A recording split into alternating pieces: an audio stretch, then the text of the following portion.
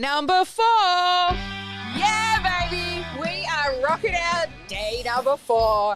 And today is why must you grow your list? Anyway, I just thought I'd rock it out and get your attention, wake you up or keep you awake, depending on what time of the day it is. Today we're covering why most people don't convert even when they're growing their list. Also, the biggest objection that people have around emailing and how to nurture your list in a way that feels more natural, not so salesy and not exhausting. And I'm also going to show you the complete customer's lifecycle journey. So what we've been covering over the past 3 days is a very small part, which is the getting them in and getting that new person that's never seen or heard about you before onto the list. Then we move them into the next stage of educating them a little bit. But there is a complete customer life cycle. So we're going to also have a high-level overview of that today. Are you excited? Yes? Lovely to see. I want to know who are the people that have been here for 4 days, Ash, every day so far. Not right now. We're going to do our countdown with our theme song, and I'll be back in 3.5 when we get stuck into the content.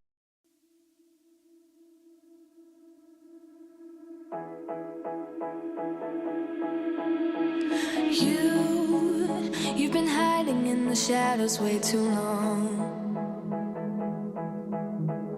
You always thought that you were weak, but babe, you're wrong. Yeah, you better step into the light, just give it a try. Think that it's time you let that spark out. You've been hiding in the shadows way too long. And who cares if you might mess it up? You're stronger than the others think. And who cares if you might mess it up? Go ahead and shine, darling. Go ahead and shine, my dear. 'Cause who cares if you might mess it up? Just shine. You shouldn't doubt yourself, 'cause you're a work of art. You should know that you are perfect with those flaws. Yeah, you better step into the light, just give it a try. Know that it's time you let that spark out. You've been hiding in the shadows way too long. And who cares if you might mess it up? You're stronger than the others think. And who cares if you might mess it up? Go ahead and shine, darling. Go ahead and shine, my dear. 'Cause who cares if you might mess it up? Just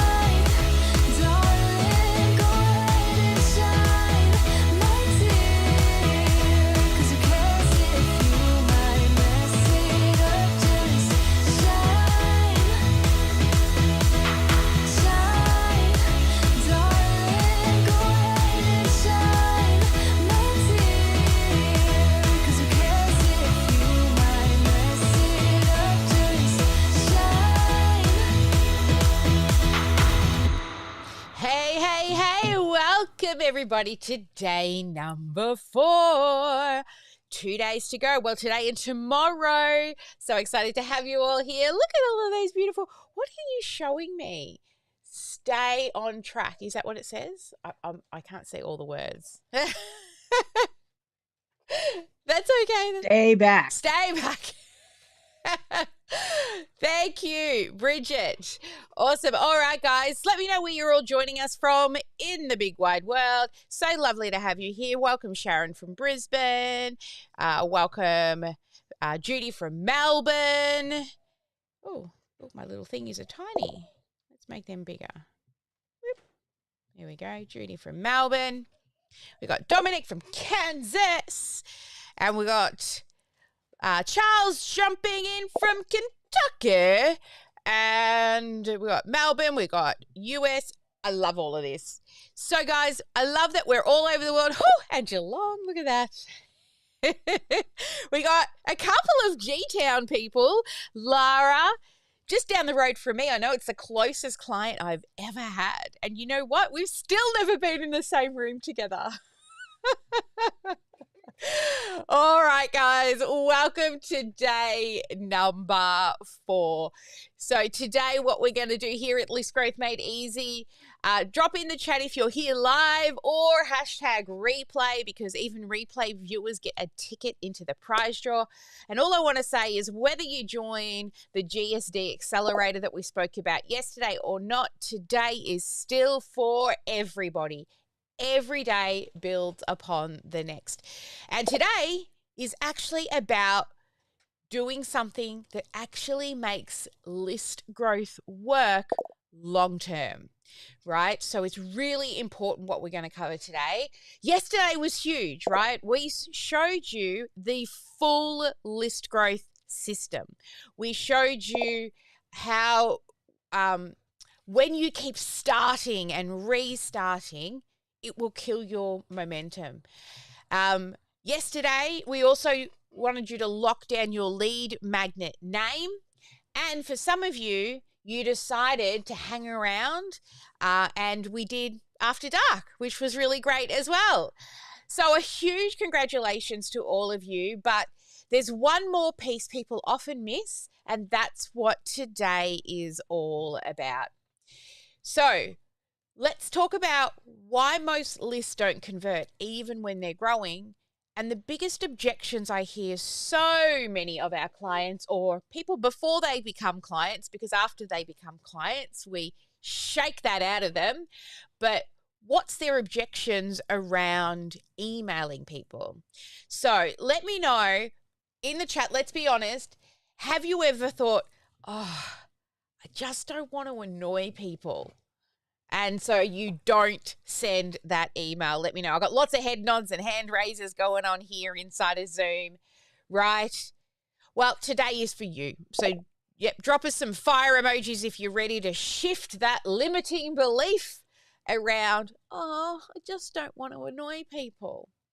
All right, just a quick housekeeping. Don't forget, Replay Hub, listgrowthmadeeasy.com/home base. And don't forget to reach out to your success coach if you've got any questions or you win any prizes. And also, I love watching all of your live streams inside the Facebook group. Now, you don't need to do everything perfect over this event, right? But you just need to stay present. So for those of you who have committed to this being your only learning and development this week, I take my hat off to you. Everybody give them a clap. And a huge shout out for Mary Martin, choosing to live life with a gratitude mindset. I actually have a friend who wrote a book on gratitude and the importance of writing daily gratitude, or if not, multiple times a day, writing gratitude. My husband and I had it's up in the cupboard now. We should probably bring it down. 2 jars on the side of each other's bed. And whenever we were grateful about the other, we would write a little note and we would throw it in the gratitude jar. And then once a year or so, we would pull out the gratitude jar and just randomly pull out some pieces of paper and read them to each other. So there's another little gratitude tip. And when I used to do we used to do a vision board challenge, and we used to get people to actually create their own gratitude jars so that at the end of the year you could pull them out and read your daily gratitudes as well. So I truly also believe in gratitude. Sylvia, getting stuff done in the background no matter what's happening, and she's moving house in the snow. So they reckon there's a few really stressful times in our life. You know, death is stressful when you lose somebody. Moving house ranks up there as one of the most stressful things that you can go through. So Sylvia, I take my hat off to you for still getting that shit done. Tammy Murphy, reaching out when she needs help and not being afraid to ask. That's huge, right? Because sometimes you feel like it's easier just to try and figure it out yourself because you don't want to sound silly. How often I hear people come in and go, I've just got a stupid question. And it's like, well, it's not stupid. It's just something that you don't know yet, and ask. Like in our team, we want people to be self-sufficient. Like, don't come to me if you haven't Googled first, looked at the help desk first, and then if you've spent 15 minutes, if you can reach out to somebody and ask a question that's going to save you hours of Google, for sure. Smart people Google first, but smarter people pop into the VOZ and go, quick question, right? Because we have somebody in there to help get you unstuck when you need to. So Tammy Murphy, and recognizing that you need to ask for help, because honestly, this business owner's journey that we're all on together, it's not the easy path. And sometimes we don't have the type of support around us that we need. Our family are there for us and they support us and they only want the best for us. And what can happen is a lot of the times they can see us trying and failing at things and they just want to keep us safe. So they, like my mum used to say to me, you know, go get a real job.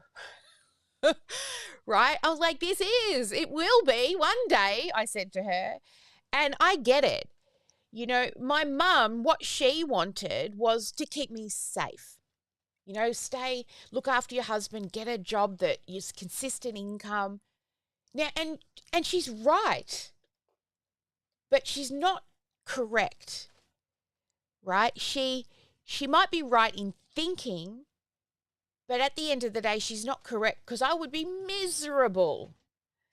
And what a lot of people, how many people out there go to their significant other and you ask for permission to invest in yourself?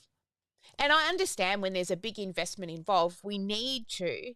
But when we approach it and speak, and this is a life lesson, not just for asking to invest in yourself, but asking for anything. This is a life skill.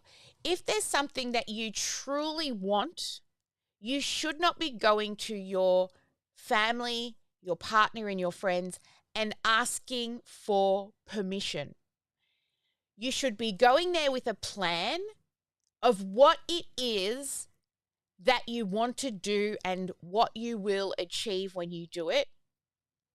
And go there with certainty, because certainty wins every time. And then once you tell them what it is that you're goaling for, then you ask them for help. You ask them for support in something that you want to do. And it's a truly hard, because us as business owners, it's really hard for us because we make big decisions. Am I going to spend that amount of money on marketing? Am I going to spend that amount on a coach? Am I going to invest in joining this community?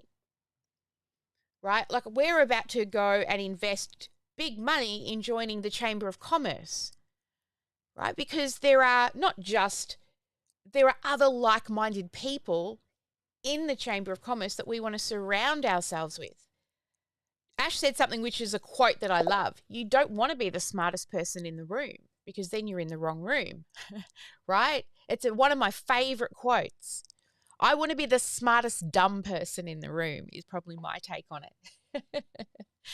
Right? So as you move forward, and this is what I teach to my daughter, if you truly want something, come, tell us what you're going to do, and then ask for support in your decision. Because we're all on this journey of life, even though we have partners there to support us, it's still our life, right? I can't remember, like when I was in network marketing, how often I was told not to do it. It's a pyramid scheme, and, all these preconceived ideas people had. It was about them not being educated about what network marketing actually is. One, it's a personal development company in disguise. And secondly, it's a bit of a gateway drug to being an entrepreneur. And that's where I discovered it wasn't really the product that I was selling. It was helping people that I love the most. So growing a team was what I focused on more than selling the product. I won all the team awards, but none of the selling awards. So whatever it is you want to do moving forward, just have certainty in it. And then for your significant other and your friends and family, if you know there is something that you truly want, go to them with a plan, right? I remember sitting there trying to complain to my husband how things aren't working. They shouldn't be your sounding board when it comes to business. You should have business buddies that are your sounding board. So when you are sitting down at the dinner table, they get you and not you still stuck in your business mindset.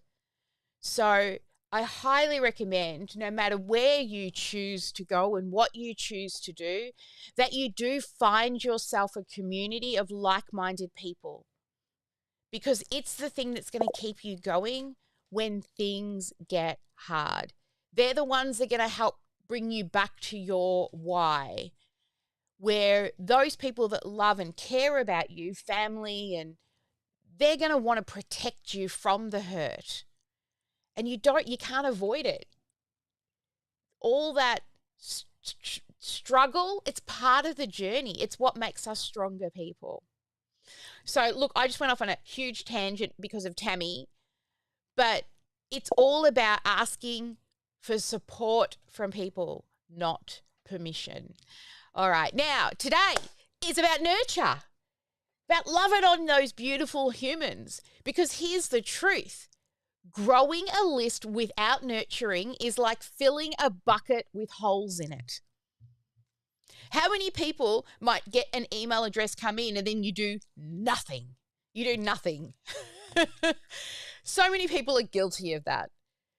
People don't convert just because they opted in.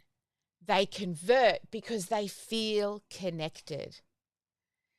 So let's talk about the biggest objection I hear people say. I don't want to annoy anyone. So here's the reframe. Please don't unsubscribe because you email that. People don't unsubscribe because you email them. People unsubscribe because you don't add value. If they're opening the email and there's no value in there for them, then they're going to unsubscribe. And also, silence on your side, that doesn't build trust. Consistency builds trust. So who here was ever held back from emailing because you were worried that they would unsubscribe? Let me know in the chat. You don't email because you're worried about that unsubscribe button. I say thank you to those people that hit that unsubscribe button, to be honest, because now I know you're not interested. Great. I can spend time with those who are. Right? Even when I pass somebody in the shop trying to hand me a leaflet, I don't try to avoid them. I go, no, thank you. But good luck. I hope you get the next one, because they are just asking, getting their ask into gear. If you were to ask 100 people, Someone's bound to say yes, but what happens if you don't ask anybody? And if you're not nurturing people and you're not showing up, when they need help from you, who are they going to turn to? Some of the last people that they've seen and that they still remember. So nurture isn't about selling all the time either. It's about helping people to feel seen, also for you to share insights. It's to normalize their challenges, and it's showing them what is possible. So if somebody opts into your list, they're raising their hand and they're saying, I'm interested in what it is that you do. I want to hear some more. Right? So let me share with you the umbrella concept that remember I said yesterday, if you talk enough, good shit falls out of your mouth? Well, this was the one. This is that thing I was talking about. Let me come over to the whiteboard. So what a lot of people are doing is you've got over here, right, this is the problem that people have, right? They're sad. They can't fix something, right? And there's a big rain cloud. Oh, this thing, how it's moving all the time on me now for some reason. Right, there's a big rain cloud over them. They keep trying things and it's not being solved. Then here you are. You're over here where the transformation happened, right? You fixed your problem. You've worked out all the steps that are involved to get through. You're in the big, bright, beautiful sunshine. You've been through the struggles and you're really happy and you've found a way to make things easier. So what do? We tend to go, it's easy, just do these steps. And you're shouting at them and you're saying, look what I did. Look what I did. Just do this step, and this step. And look, it's so easy. And we keep telling everybody how awesome you are. But people don't care about you. They're thinking to themselves, oh, well, it might have been easy for you, but it's not easy for me. Or they're telling themselves, yeah, she thinks that it's easy, but I've been trying for a long time and I know that it's not. And when you're constantly just talking and shouting at people, they're not going to listen because they want to know how can it help them. So instead of constantly shouting at these people, what I want you to do is walk on over. I want you to pitch an umbrella and I want you to stand under that umbrella with them. And I want you to listen to them. Hear what they're saying. There's a reason why we have 2 ears and 1 mouth. We should be listening more than we speak. Now, while you're doing this and you're listening, the question that you should be asking is, write this one down, tell me more. Rather than, oh yeah, that's easy. Oh, you're stuck there, just do this. You don't know what is the thing that's holding them back. So while you're walking beside them, you're not standing and shouting, buy now, and forever you will be free. You're sharing what you've learned. You're pointing out common mistakes that you have made and you've seen other people you've helped make. You help them take tiny little steps. What happens when somebody starts walking towards the outcome and then they get stuck and they hit a roadblock? What do they do? Let me know in the chat. Somebody's following your method and then they get stuck. Yeah, they go silent, Bridget says. Aha. Nadia says, hopefully they reach out. Hopefully. Who should be doing the reaching out, do you think? Yes, Sharon. Some quit. They do. So, here's the thing, is if somebody's paying you money, you should be asking them, how are you going? Tell me more. We don't just take their money and ghost them and assume that they're going to get through it. Because 10% of people, about 10% of people who buy a course actually finish it. And in my world, we want to smash that number. There's a reason why everybody gets a weekly check-in with Ash when we first start. Then you move to fortnightly. Then you move to monthly. And we still continue for years to check in on you.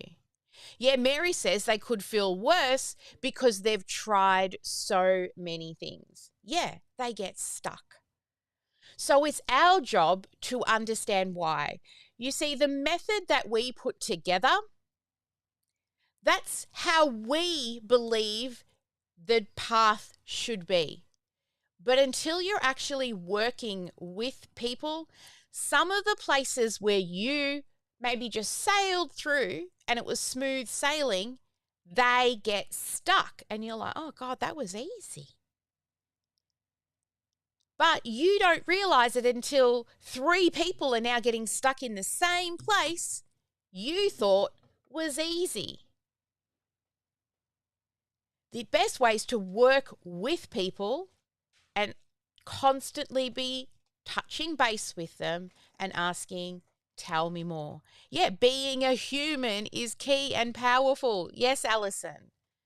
Giving a shit about the people who buy our stuff. We literally stopped marketing for months to clean up our onboarding system. I ran my business at a loss for a few months to get the back-end systems fixed because I was pissed off about the delivery that was happening on the back end. Now our clients get these amazing promise lists. Every time we meet with them, we put together a promise list of who needs to give us what, whether it's us providing stuff to them or them providing stuff to us or things they've committed to. Like Joanne, she committed to calling 2 to 3 OBGYNs every day. Guess what's going to happen on Tuesday? I'm going to ask, how'd you go? You should have contacted whatever 3x7 is by now. I don't know. I don't know my times tables. Right? Yes. So the promise list is pretty cool, right, Alison? It is. Because I saw a lot of other agencies out there who don't deliver on promises. Now, I can tell you, we don't meet. Sometimes we fail too. And then we don't just go, oh, well, that must have been them. We go, what can we do better? We've got a couple of names on the board over there that we're going to sit down and go, we lost these people. Why? What could have we done better? Because we know what we do helps. I will even go as far as interviewing them to find out why, not to get them back. I want them to tell me more. Now, as you're standing there listening to them and you're asking them to tell you more, these sorts of things are going to point out some of the things that they want to hear about. And this is where we talk now about long-term nurture. Showing up consistently, giving them an email a week, lets them know that you're still there. They're adults. They can click the unsubscribe button. It's really not that hard. We have to put it in every single email by law. it's wrong of you not to touch base with them with just value-driven emails. You think about, yeah, sure, this is another thing that I've got, and I get clients through this all the time. I don't like the emails. Don't put your own beliefs on every person that you know. Here's a little story for you.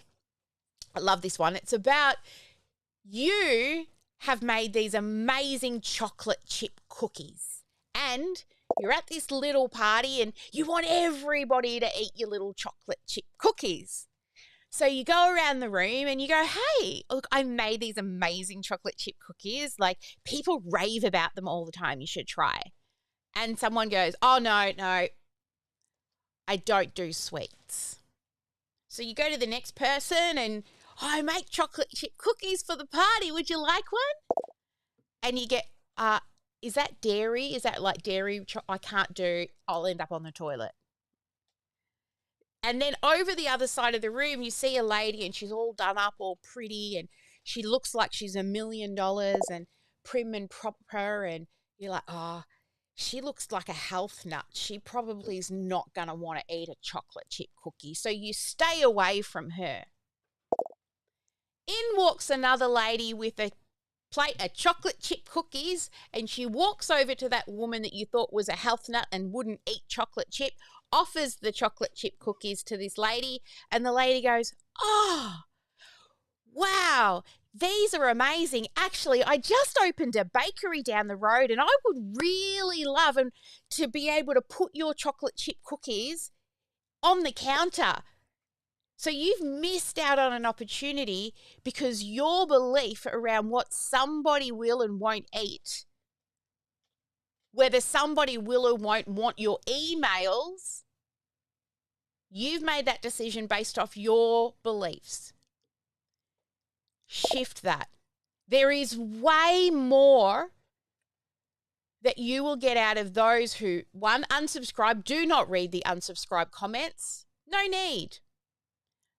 If you're somebody who gets down when somebody says something nasty, don't read them. I don't. I read them once and I thought, what am I reading this shit for? They don't like me. I don't like them. The world's full of billions of people. Why am I bringing my happiness down by reading what people don't like about me? On Facebook, I just click the block button and piss them off. So why am I reading this? At the end of the day, when you unsubscribe, I think, thank you for actually taking the time to hit that one button. You're an adult.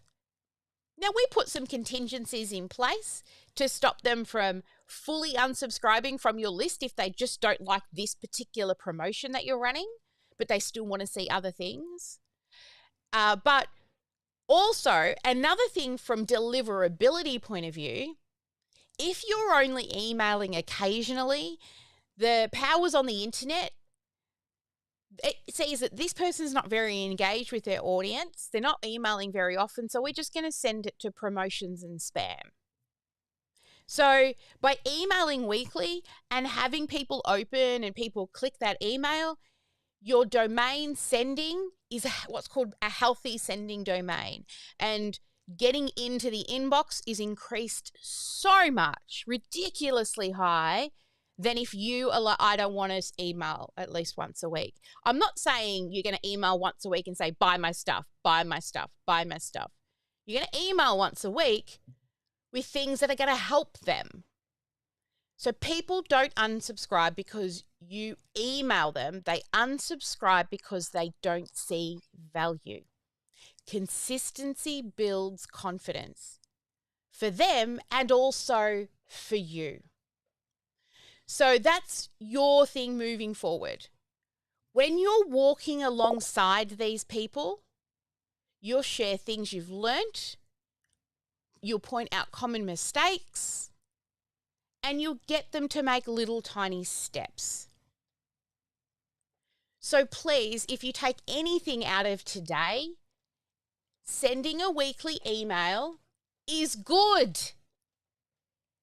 You are not doing your job if you are not. It's like people come and they're like, I want to start a business, but I'm not going to talk to people on the phone. I'm not going to do a sales call. I'm just going to post and people will buy. I wish. It's like if you went for a job as a receptionist and you turned up and you're like, I'm not going to answer the phone. What? I'm a receptionist and you want me to answer the phone and file? What? No. You're a receptionist. You're a business owner. You got to talk to people. You got to follow up. You got to do marketing and sales. Guess what? That's what a business is. If marketing and sales was dead, Coca-Cola and Nike would have stopped years ago. So rather than seeing it as annoying people, see it as helping people. Sure, yesterday I gave a little pitch. You buy, you don't buy. I'm whatever. You're an adult. I'm not holding a gun to your head to make a decision. You choose to or you don't choose to. You cut a check for speed or you figure it out yourself and go through it at a slower rate. I've done it when I couldn't afford it.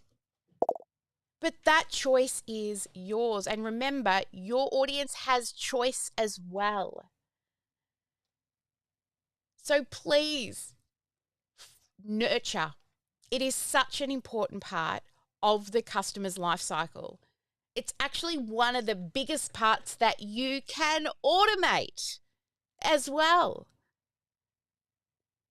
Now, remember the other day I was talking about how leads come in at the top, right? You get lots of leads coming in at the top and they're cold and then they warm up and they get hot and then they buy. And at the bottom, there's people falling out all the time. We don't want to have to pick up the phone for every single email we get. We just had over 450 people register for this event. Look who's still in the room today. Action takers. Right? Who's turned up every day? Action takers. Are we calling the 450 people? No. But if I was in startup phase and I got 20 people, I would call bloody every single one of them, no matter how hot or cold they were. But you must nurture, because the work you do today, you're losing momentum. Let me share with you, before I do the customer life cycle, this one is the journey that we all go on through life. It's a life's journey. Who feels life is like this? You have lots of ups and downs. Yeah. Every 3 months or so, 1 month, you're feeling, everything's amazing. The world's golden. Everything's going my way. And then another month, you're like, oh, shit, what am I doing this for? Should I just go back and get a job? Who feels like that? Yeah, that's just business, love. It's just business. But think about it from your customer's point of view. Say they've been trying to lose weight or trying to train their dog or struggling to fix zero. And at one time, they're like, yeah, I'm killing it, right? Don't need any help. I'm doing amazing. I'm exercising. I'm eating healthily, right? And then they are like, oh, I've put on some kilos and I'm just going to have a doona day. I'm going to watch some Netflix and bugger it, I'm going to have that ice cream. Now, when people are up here, they're not looking for help. When people are down here, they're not looking for help. But if you only show up sporadically, let's say this is a 3-month process, people are going to move to, I'm not sure if I'm doing, what am I doing wrong? Oh, bugger it. Oh, shit. And then they give up. And then they need a doona day. Now, I'm not talking about people who go into deep depression and need medical attention. We're not going that deep, right? This deep is not that dark. But from the top, that's what happens. Something goes wrong. Once something goes wrong, it will trigger frustration, doubt, imposter syndrome. Then once you've done a few doona days, you feel a bit better. You're like, oh, God, I need to do something. What should I do? I'm looking, right? Now, if you show up here and you show up here and then you show up here in 3 months. When they need you is here. This is the looking window. When they start falling away from complete and utter bliss to, something's gone wrong, and doubt and frustration sneak in, they're looking to get back to where they are. When they've been down low and they're like, I've got to do something about this, they're now looking, how can I improve? So you need to be showing up often, because if you aren't, your competitor is. And when they're looking, you're not there. See why weekly emails can help? And at the end of the day, it's not helping you, it's helping them. And it's wrong of you. You have a service, you have a skill, you're an amazing human that just wants to help people. So do it for them. Everything we do is for them. I haven't had the best week personally or physically. I'm still here. Why? For you. Because I love what I do. And I mean, if you enjoy what we've been doing for the last week for free, imagine what it's like when you pay the type of attention that we give you. It's crazy good. And that's what you will do with your clients as well. You'll show up with awesome free content. Never be shy to share anything, because what you could share in a 1 or 2 hour, even if you were talking live, that's not going to fix anything. You would be lucky if one person in that room who are watching and listening actually took action and did the things anyway. The reason why people will pay is so that they have ACE, accountability, a community, and an enhanced opportunity. Because everyone can learn everything on the internet these days, but you just don't know how to put it in the right order. You need accountability, community, and the enhanced opportunity. That's like bonuses and things that we throw in to your program. And when you write your program, or if you have an offer session with us or on your own, you need to make sure that these things, ACE, are included with your program. All right, let me take you to that high-level overview. Did that make sense? Did that was anybody like, I'm not going to be that person who emails every week, and it's made you rethink emailing? I see Nadia laughing hard in the background right there. Yeah.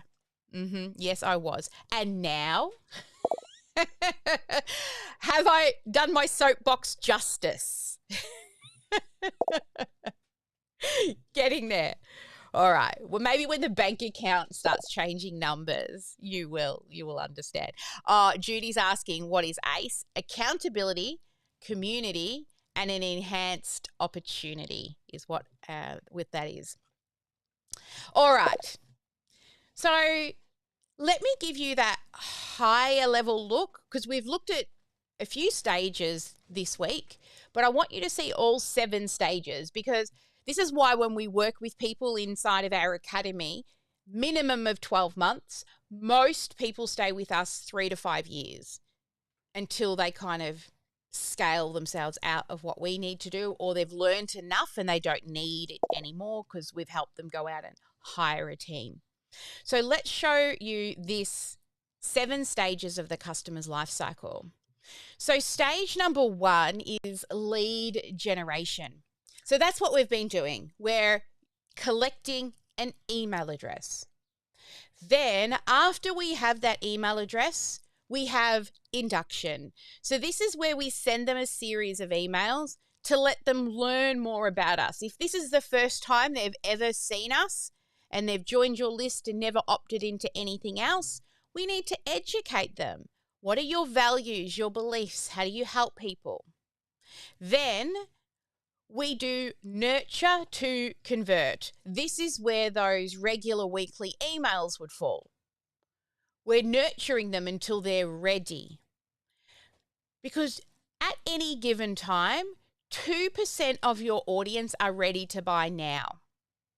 The rest are still considering it. So, one, if you're not asking, you can't find that 2%. And if you're not nurturing, you will lose those people that become ready later. The next step is sales. So what happens? Do we have contracts to send out?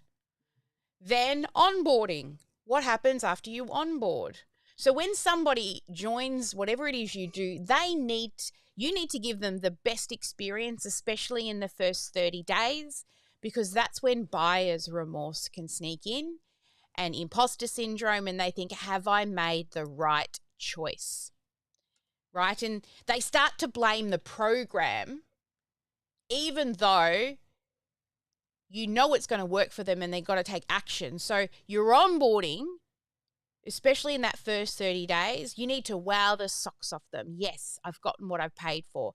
People that have been through my mapping session, right, they've paid, say, $25,000 to join my larger program, right, our top tier level program, and they've said, I felt like I got my money back in the first session, because my mapping sessions, not to brag, but to brag, is a gift that I have from God. I don't know where it's come from, but I'm amazing at it. Then after onboarding is upsell. So say, for example, they buy into your course and then you want to move them into a continuity program.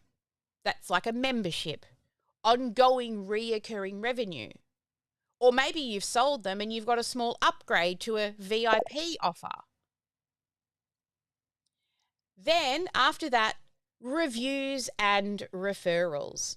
So reviews and referrals are exactly what they say. Now, all of these steps, they can be automated. Most of the automation happens in the first 3 stages. Then your sales, your onboarding, that more human to human connection required there. And then upsell, we could automate that, but also need some human. And reviews and referrals, you can ask for them, but you can also automate sending out requests. Say somebody's purchased something, in 14 days' time, automate an email to say, hey, how's it going? Do you want to leave us a review? All right, so let's have a look at a few more examples of how this can kind of stack together. So your stage 1, lead capture. Stage 2, orientation or induction.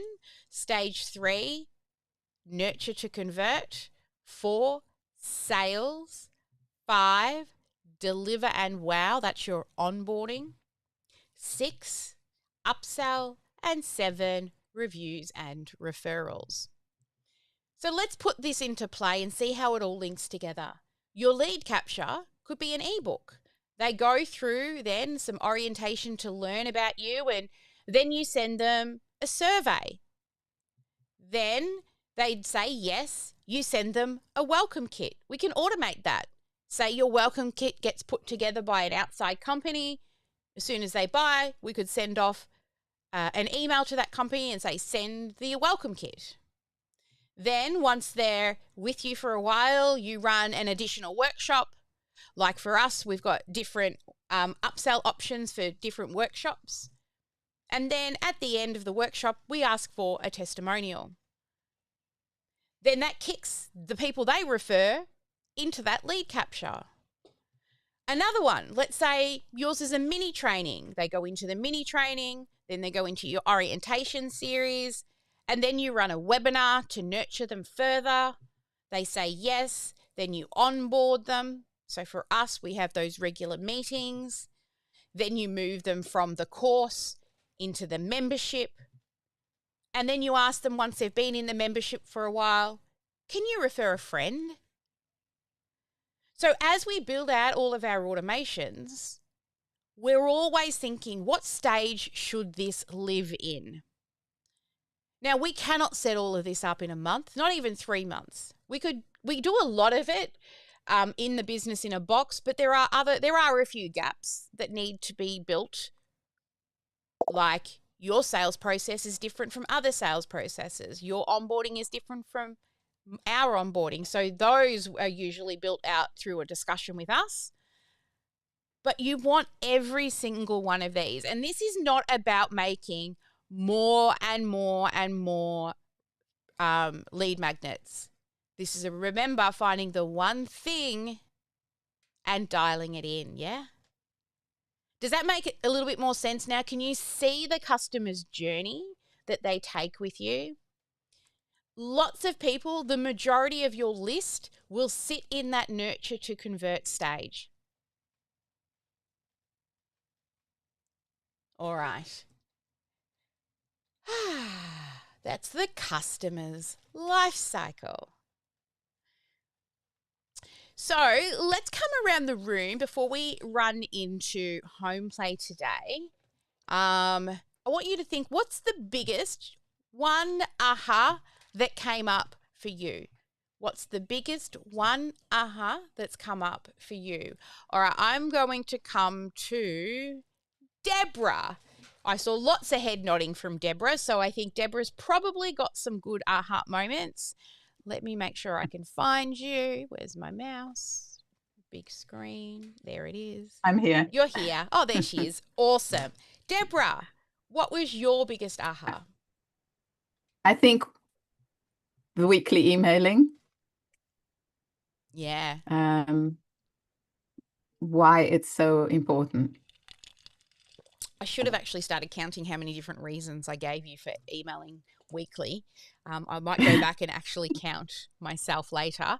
How much can I say how important that is? I don't know.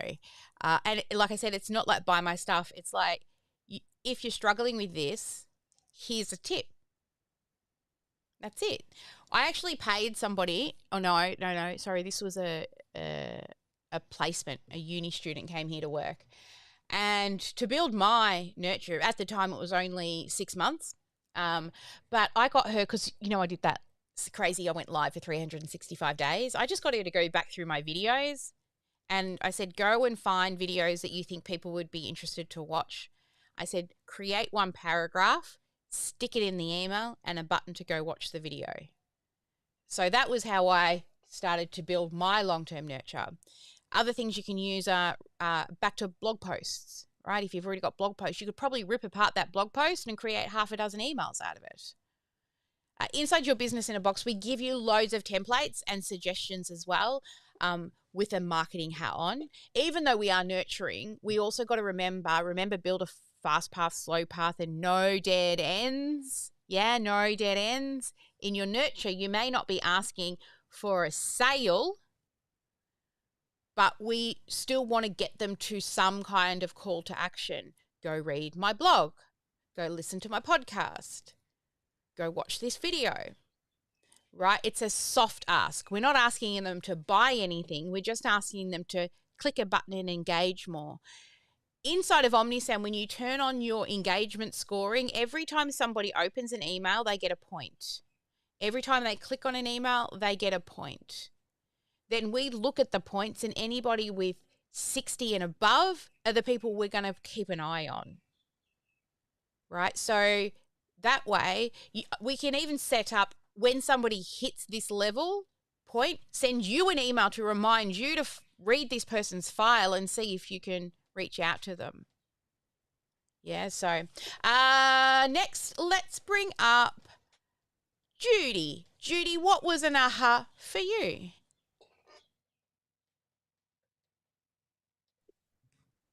Can you hear me? I can, and I can see you. Hey, Judy. When you were talking about tell me more, that sort of made me think about, well, that's good because they're telling you more, so that gives you ideas on what they need to be including into your email, your messages and everything with them. Yep. So it makes it more relevant to them. Yeah. Tell me more is like that magical three-word thing that you should always be asking. Back when I was sort of trying to learn how to do better sales calls, you ask tell me more in sales calls a lot. But you don't say every time, tell me more, tell me more, tell me more, tell me more. Yeah. I had about half a dozen different ways, and I pinned them across the top of my screen on how to say, tell me more. Oh, that's interesting. Can you elaborate on that for me? Oh, wow. Would you mind telling me a little bit more detail about that? So there's lots of different ways to say tell me more, but it's the way we, and this is like even when you're on a sales call, if somebody says they don't have money, you shouldn't trust that. I mean, when I had no money and I get scrappy. I've done things like sell things from my garage or buy things on Marketplace and then resell them on Marketplace for more, right? Some people will get scrappy. Other people use it as an excuse. So you need to know, are they living in a car and not able to feed themselves? They definitely have a money problem. Or I've got to move a few things around and probably, for the first couple of months, maybe not go out for dinner every Friday night. That's different from I'm living in my car. I can't feed myself. So that tell me more is something that we use not just in our messaging and learning from our customers, but we can also use it in our sales call, because at the end of the day, why are we doing what we're doing? For them. And how are we going to help them if we don't ask them? I love that, Judy. That tell me more one is one of my favorite things to teach. What about Bridget? Come on up. She laughs. Yes, I laughed. Now I have to unmute myself. So again, I've been through this a few times and I've stopped. So I get that loopy thing. Again, I'm just a lot more dialed in, and again, the 7 stages are great, and I just want to make sure that every stage aligns with how I speak to people. So not necessarily not giving the information that you're doing, but tweaking it so that it's in my voice, so that when they talk to me, it's not like, this doesn't sound like when she does her lives or she talked to me. Why is this in here? Yeah. So that's kind of where I'm going on it. Not that they open, most of them, they probably don't even open. But so I'm not going to overdo it, but just making sure they're in alignment of how I go about things. Yeah. So. And finishing it and putting it out there, regardless of whether the messaging is good or bad, doing nothing gives you the same result. Yeah. So we've got to turn it on. I saw, and just want to say, Joanne and Bridget and not Alison Brown, Alison Eves. I want to talk to the 3 of you after this live as well. Just putting that there now. Ash, can you reach out to Alison and see if she's free to jump in at the end of the live too, please? I did. Yeah. Oh, thank you, honey. I did. Awesome. Yeah, thank you, Bridget. Let's find somebody else. Charles, come on up. What was an aha for you?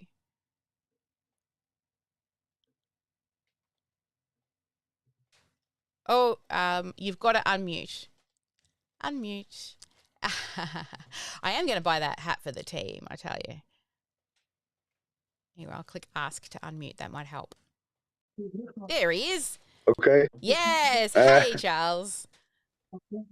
I think I need help with the technical stuff. I'm pretty good at talking to people and telling them my tips and stuff, but I don't really like to be on Facebook talking. I've never done it before. I feel kind of self-conscious.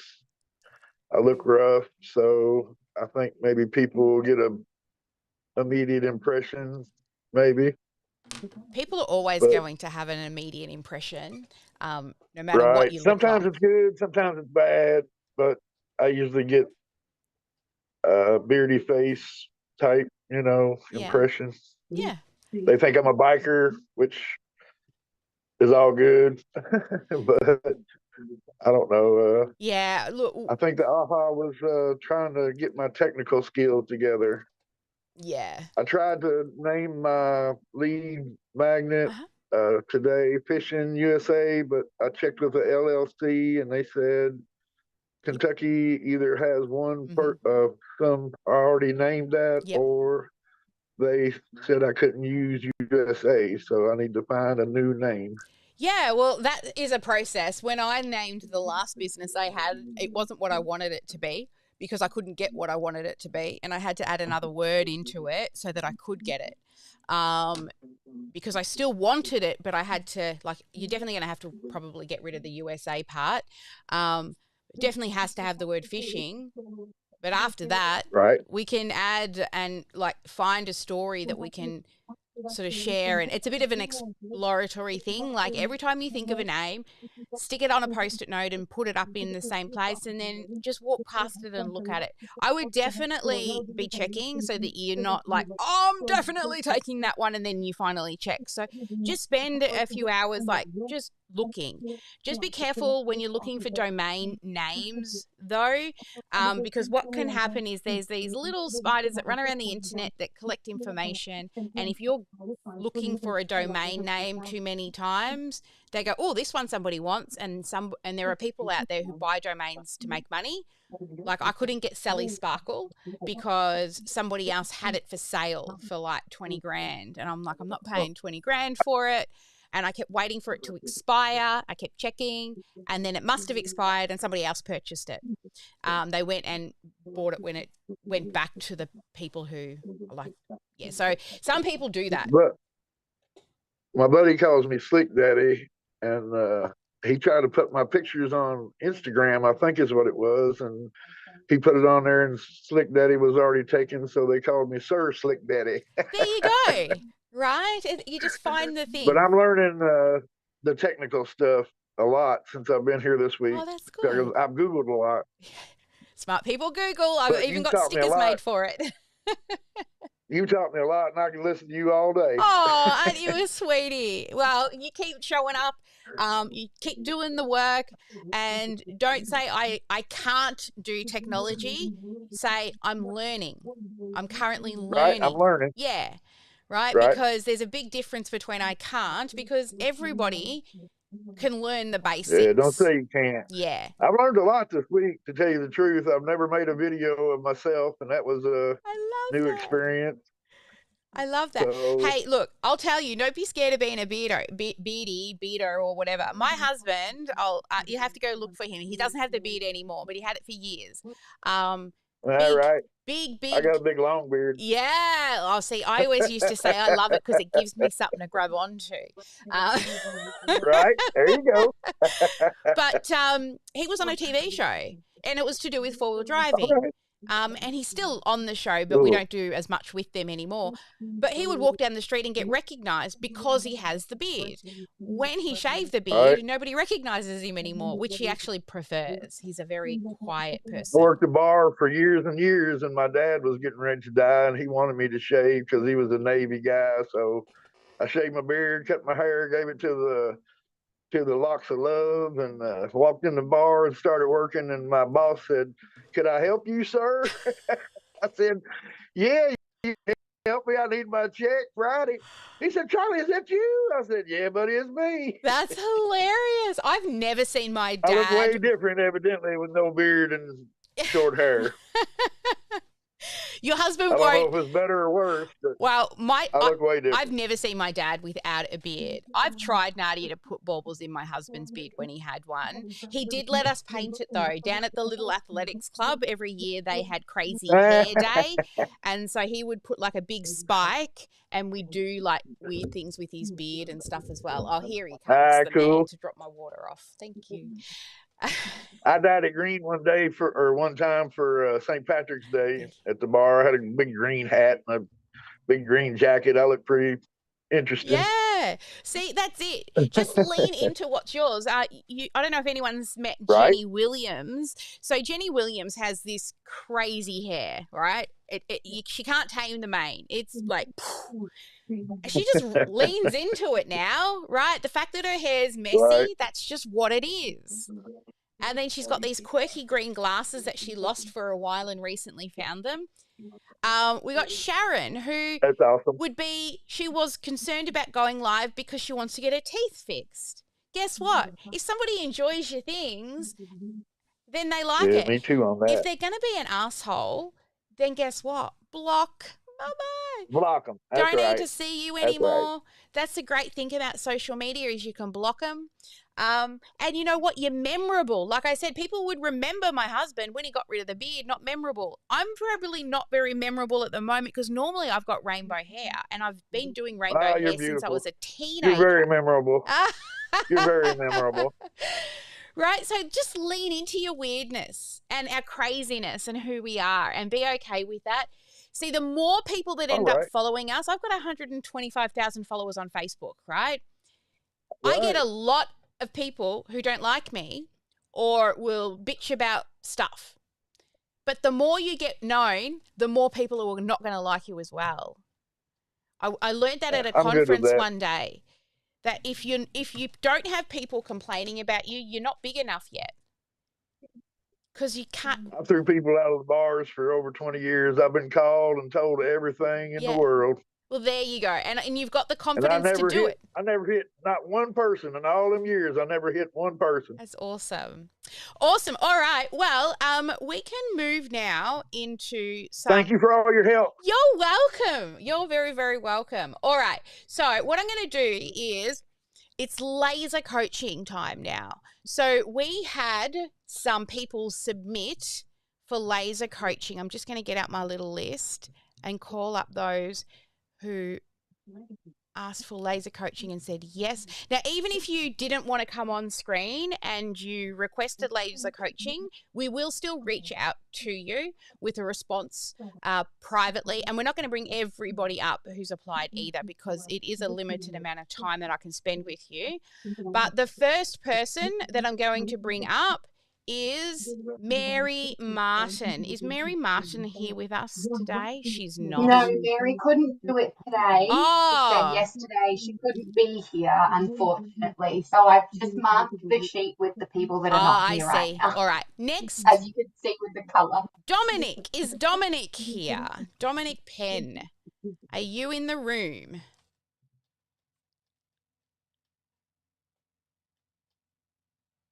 I don't. Oh, he is there, but maybe not. He's there, but he's not open yet. Okay.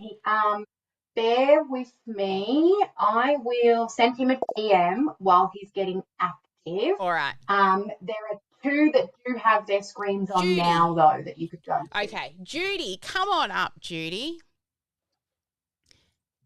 Let me bring the... Me again. Hello, you again. Okay, so... Have you had coaching before?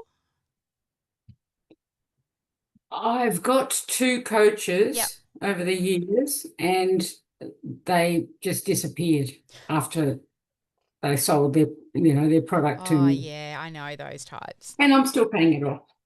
Yeah, I know those types. And it's one of the reasons why we do those consistent follow-ups. Like some of our people, they're supposed to give us things. And what a lot of other agencies will do is they'll ask once and then they're like, well, cool, I don't have to do any work because they're not emailing it to me. And then the person come back and they didn't even know they needed to give you stuff. Every week, where's the thing? Where's the thing? Where's the thing? Where's the thing? So they can never come back to me and say that we didn't do the thing. It's usually us waiting on other people. So that's a big pet peeve of mine, is coaches and agencies who don't follow through on their promises. So I am more of... When we did ask questions, it was, I'll just Google it. Yeah. So if anyone's hiring a coach, one, due diligence, right? Make sure you have done your due diligence, because some coaches are worth a lot of money. And, I spend over 20 grand on a coach every year. Once I started spending that type of money on coaches, that's when my business started to skyrocket, because you don't know what you don't know. I've also hired coaches that I grew past in my coaching time. So it felt like I was coaching them during our sessions because I was doing more than them. So you also want a coach that's quite a few years ahead of you as well when you're hiring a coach. So I've made lots of mistakes. I spent $15,000 on this one coach, UK pound, £15,000 on a coach. And once I got into the program, coaching was done via a webinar. He would ask me questions and I would have to type back my responses. I'm like, what the hell have I paid for? And I still had to pay off because I signed a contract. I follow through on my promises. But I didn't get what I thought I was going to get. So anyway, I'm more of a mentor than a coach. So I'm going to listen, but I'm also going to tell you what to do, not just go and get you to chunk down into your own feelings. That's what Jenny does. That's our mindset coach. So in your, I've had a little read, but you've got 15 minutes with me.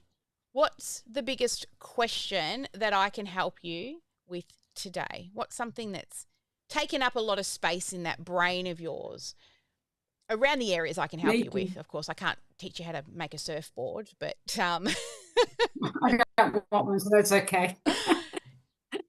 Too many sharks out there. I don't want them cold.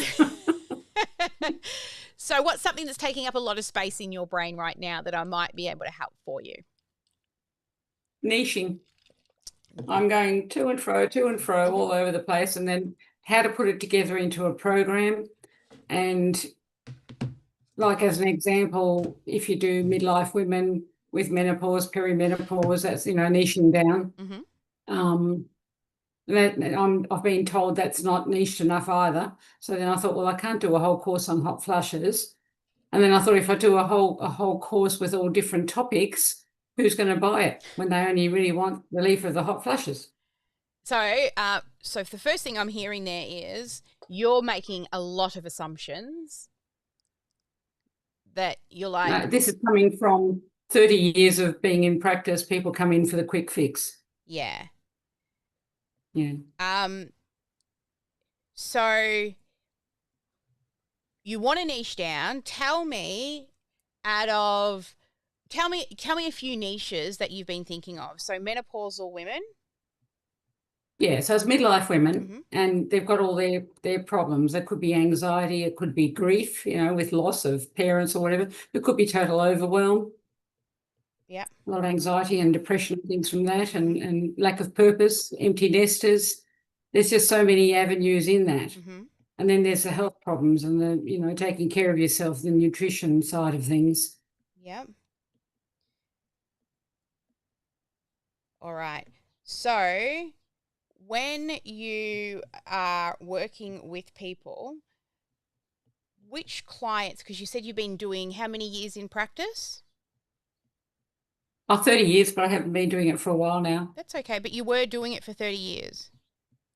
Yeah. Yeah, and out of all tell me a little bit more about what you did in the practice. What type of people? Well, I was very general. I was a bit like an MD, you come in and whatever the problem is, we look at.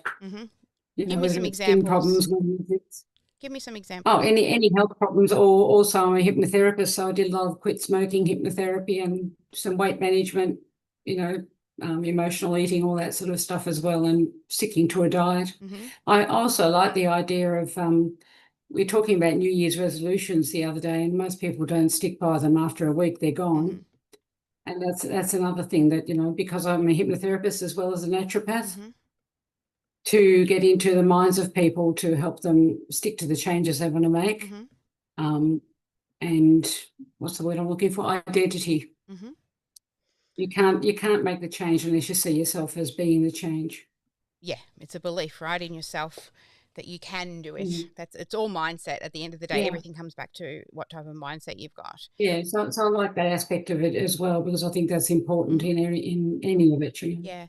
Tell me a little bit more about when you're working with all of these different types, which one do you feel feels the best at the end of that transformation? Is it the people who get better with emotional eating, who get better with quitting smoking? They're an empty nester. What types of problems would an empty nester come in with? What type of health problems have you overcome? So just think about all the different people that you've helped. Yeah. So out of all the people that you've helped, what are some of the standout ones that you're like, wow, that's really changed that person's life? Look, I've had a lot of them. I've had a lot of people, sort of find me in the street and say, "You've got no idea what you've done for me." So and again. So that was confidence, for instance. Another girl with skin problems, young girl covered in eczema, and we totally cleared it. So No, so let's just talk about the eczema. I just want to come back to the eczema. And I forgot to ask you at the beginning of this. I may cut you off from time to time because either I want more information or I've got enough information, okay? So the one that walked up to you on the street, that was helping in confidence. And the girl that you said had eczema, tell me about that. Other than clearing the eczema, what was the feeling behind that? What did that give her? Again, she had no confidence in herself. She was totally stressed because, she was absolutely covered. The whole body was just red and inflamed. And she had no hope because her father even said, nothing is going to work for you. Don't go to a naturopath. What would they know? Yeah. How many people have you helped with eczema? Oh, not that many. So, but as I say, I was very general. Just 1 or 5? Oh, at least 5 over 30 years. At least but 5? Same with any of the other topics. Yep. And for those 5, did it help everybody? Depends whether they stuck to it. Okay. So out of the, and that's the same with what I do, right? Will what I do help you? Yeah. Will you do the work? Right. That's why I don't guarantee results because, if they don't, they're part of it. Exactly. We can't guarantee results either. We can build it, but they will not come. That's what we teach people. So you've done a few with eczema. Tell me about the people that you've helped with confidence. Oh, I used to do classes, for instance, and I was coming out of the dry cleaners and a lady stopped me and, said, "Oh, are you Judy?" I said, "Yes." And she says, "Oh, how are you?" Blah, blah, blah. And she'd bought a CD that I made. And she said that I changed her life because her and her husband listened to it every night. And she says, "You have no idea what you've done for us." And that was a total surprise. And that was hypnotherapy CD, was it? Yeah, on confidence. And tell me more about confidence. Some other examples of people you've helped with confidence that has actually improved over the 30 years. Oh, exam stress. Exam stress? Don't believe in themselves if they can pass their exams. One guy sent his son to me and he ended up with honours, and then the father rang me and said, "Can you help me too?" Which was kind of cute. Yeah. Have you had any other people that have come to you with exam stress? Or just the one? Well, I know it's a big thing because I had it myself. Yeah. So we've got confidence, exam stress. You use hypnotherapy and naturopath. That's kind of like a performance anxiety as well. Yep. Exam stress really. Yep. Tell me more about some of the other people that you've helped. What are their stories? Like I said, some of the big ones that are memorable to you. Fertility. How many people have you helped with fertility? There's been a couple. We've made a couple of babies. Yeah. So 2 people. So with detox and herbs. So you use detox and herbs. And 2 people, you said, a couple of people. Oh, well, I can't remember. I've got a filing cabinet full out there, but 2 filing cabinets full. but yeah, there have been a couple that I remember. Yeah, that you remember that made a huge shift. Things like, monthly cycle problems and, absence of or too much of, and, you balance it all up. So hormone balancing, a lot of weight management, people overeating and eating all the wrong Have you dealt food. with that like you had with exam stress? You have dealt with it. Have you dealt with fertility issues? I have my times where I put on a bit, but I can take it off if I want to take it off. When it comes, I think that's normal, isn't it? No, some people are just born with, able to do things that other people find really hard. It's like everyone, you've either got it, you can learn it, or you'll just never have the capacity to be able to learn it because some people's brains just aren't wired a certain way. Oh, well, I dig up chocolate, but I'm no quitter. Yeah, I love that. All right.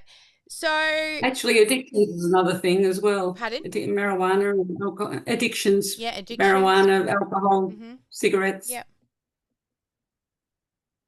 So quitting. Did a lot of that. Yeah, addictions. So you would have had a lot of those people, would you, with the addictions? Yeah. So smoking. Well, I advertised that a lot. That's I was going at to the time. Yeah. Mm-hmm.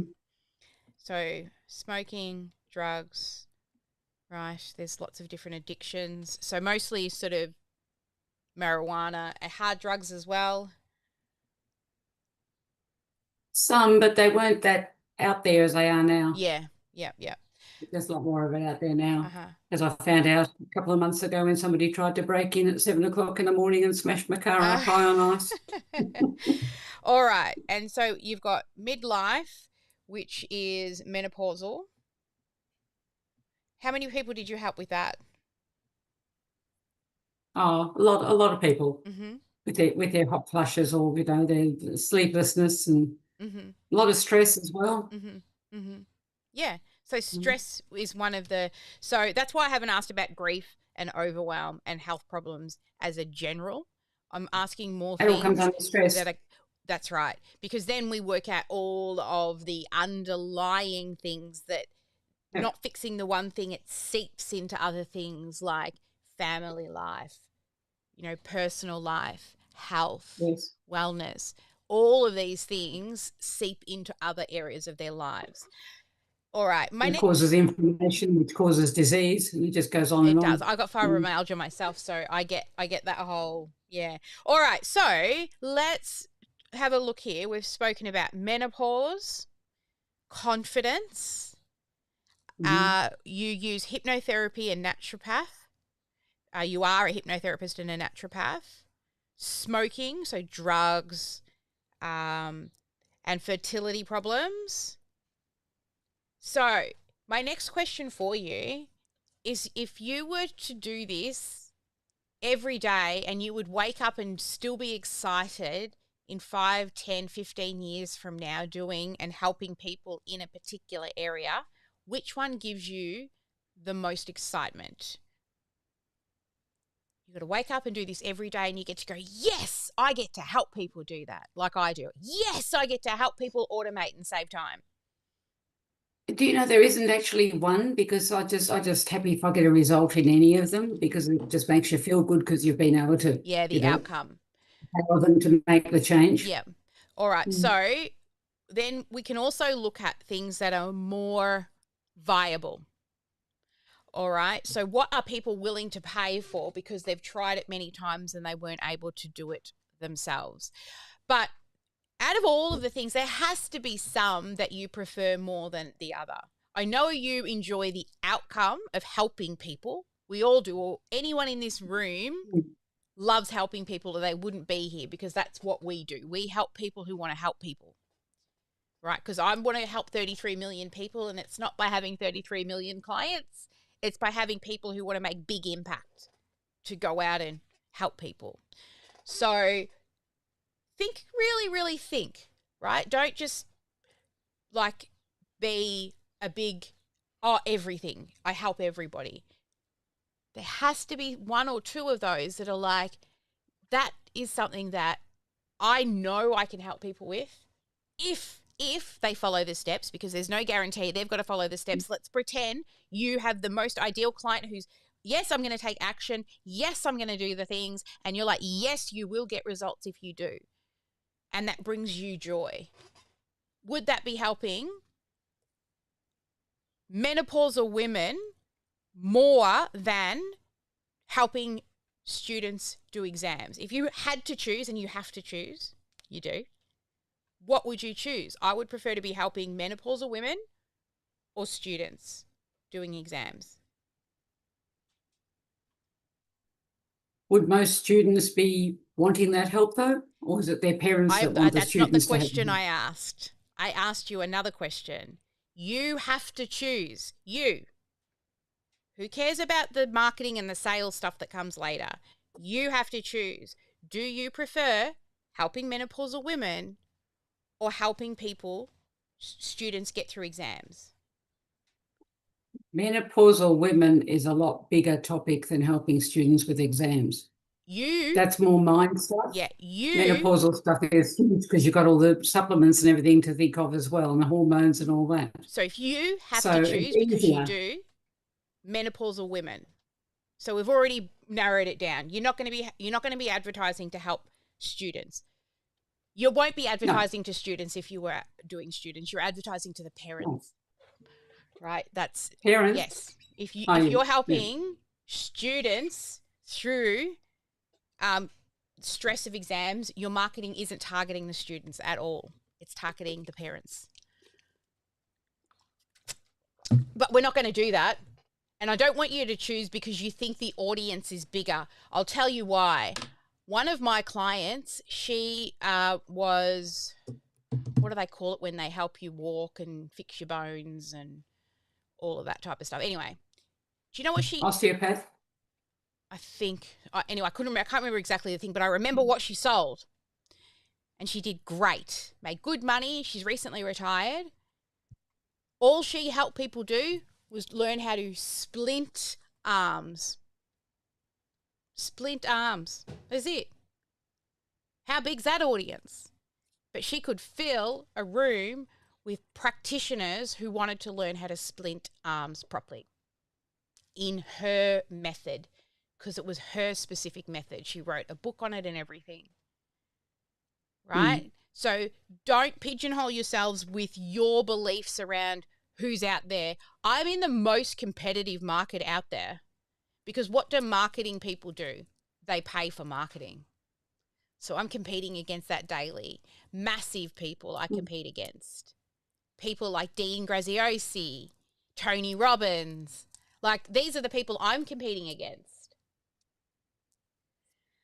So the world's big enough for everyone to be successful. All right. So the next question then, if you had to... I see you more as a person that does marketing than different to what they do, though. Yeah, but they have marketing courses for those who then want to move beyond mindset, and then they move into... Oh, okay. They do. They target business owners because we got money.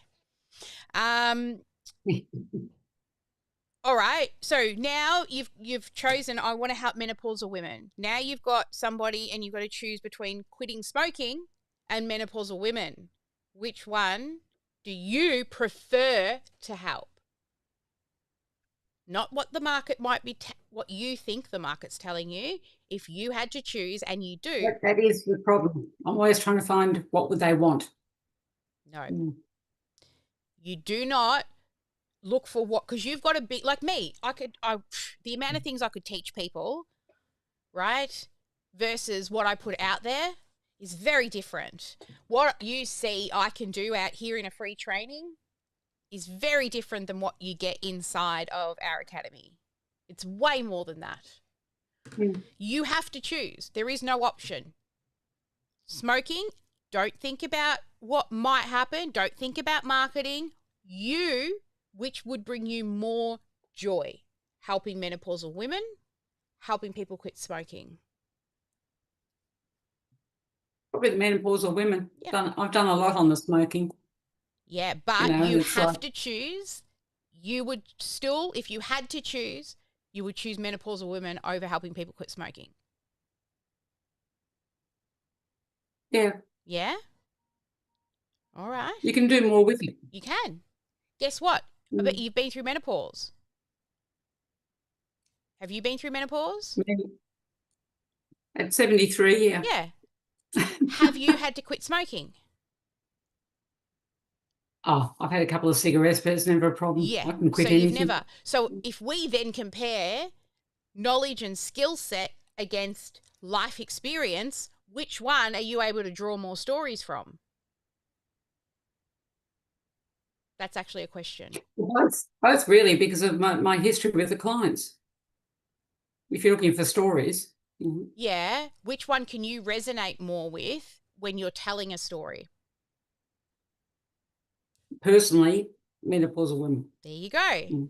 Right? Don't you want to lean into something that you can speak about confidently with a skill set that you have, that not only have you helped people do, but you've also been through it yourself? I know I would prefer to hire somebody who's actually quit smoking than somebody who helps people quit smoking and has never smoked a day in their life. Never smoked. True?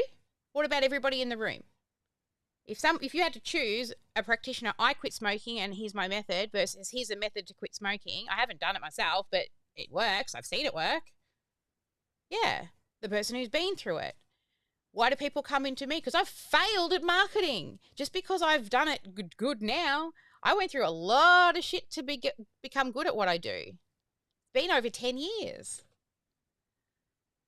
All right, so we're still sticking to this, and I wrote this down before we started. I'll tell you later. All right, empty nesters. Tell me more. When you're talking about empty nesters, what's the problem that they have? Oh, they're usually lonely and they're missing their children and their identity has changed. Mm-hmm. Yep. And how do you help them? Oh, it just depends on what the problem is. We just talk about it and, do different therapies, whatever's needed. But also they've got their purpose, their life purpose has changed. I knew that. And some of them have gone on to, total overwhelm as well because they're trying to juggle everything. Yeah. Have you? And once you've got an empty nest, you've also got grandchildren coming not long after. Yeah, right. When you started, it was very broad. I'll just talk about it. Here's the thing, though. We still need to show a method. We can't just tell people we'll talk about it. People aren't just... They want to know, like if I'm hiring a psychiatrist or a therapist or whatever, I want to know they got a method that I can follow. Right? EDMR was a life changer for me and my chronic PTSD.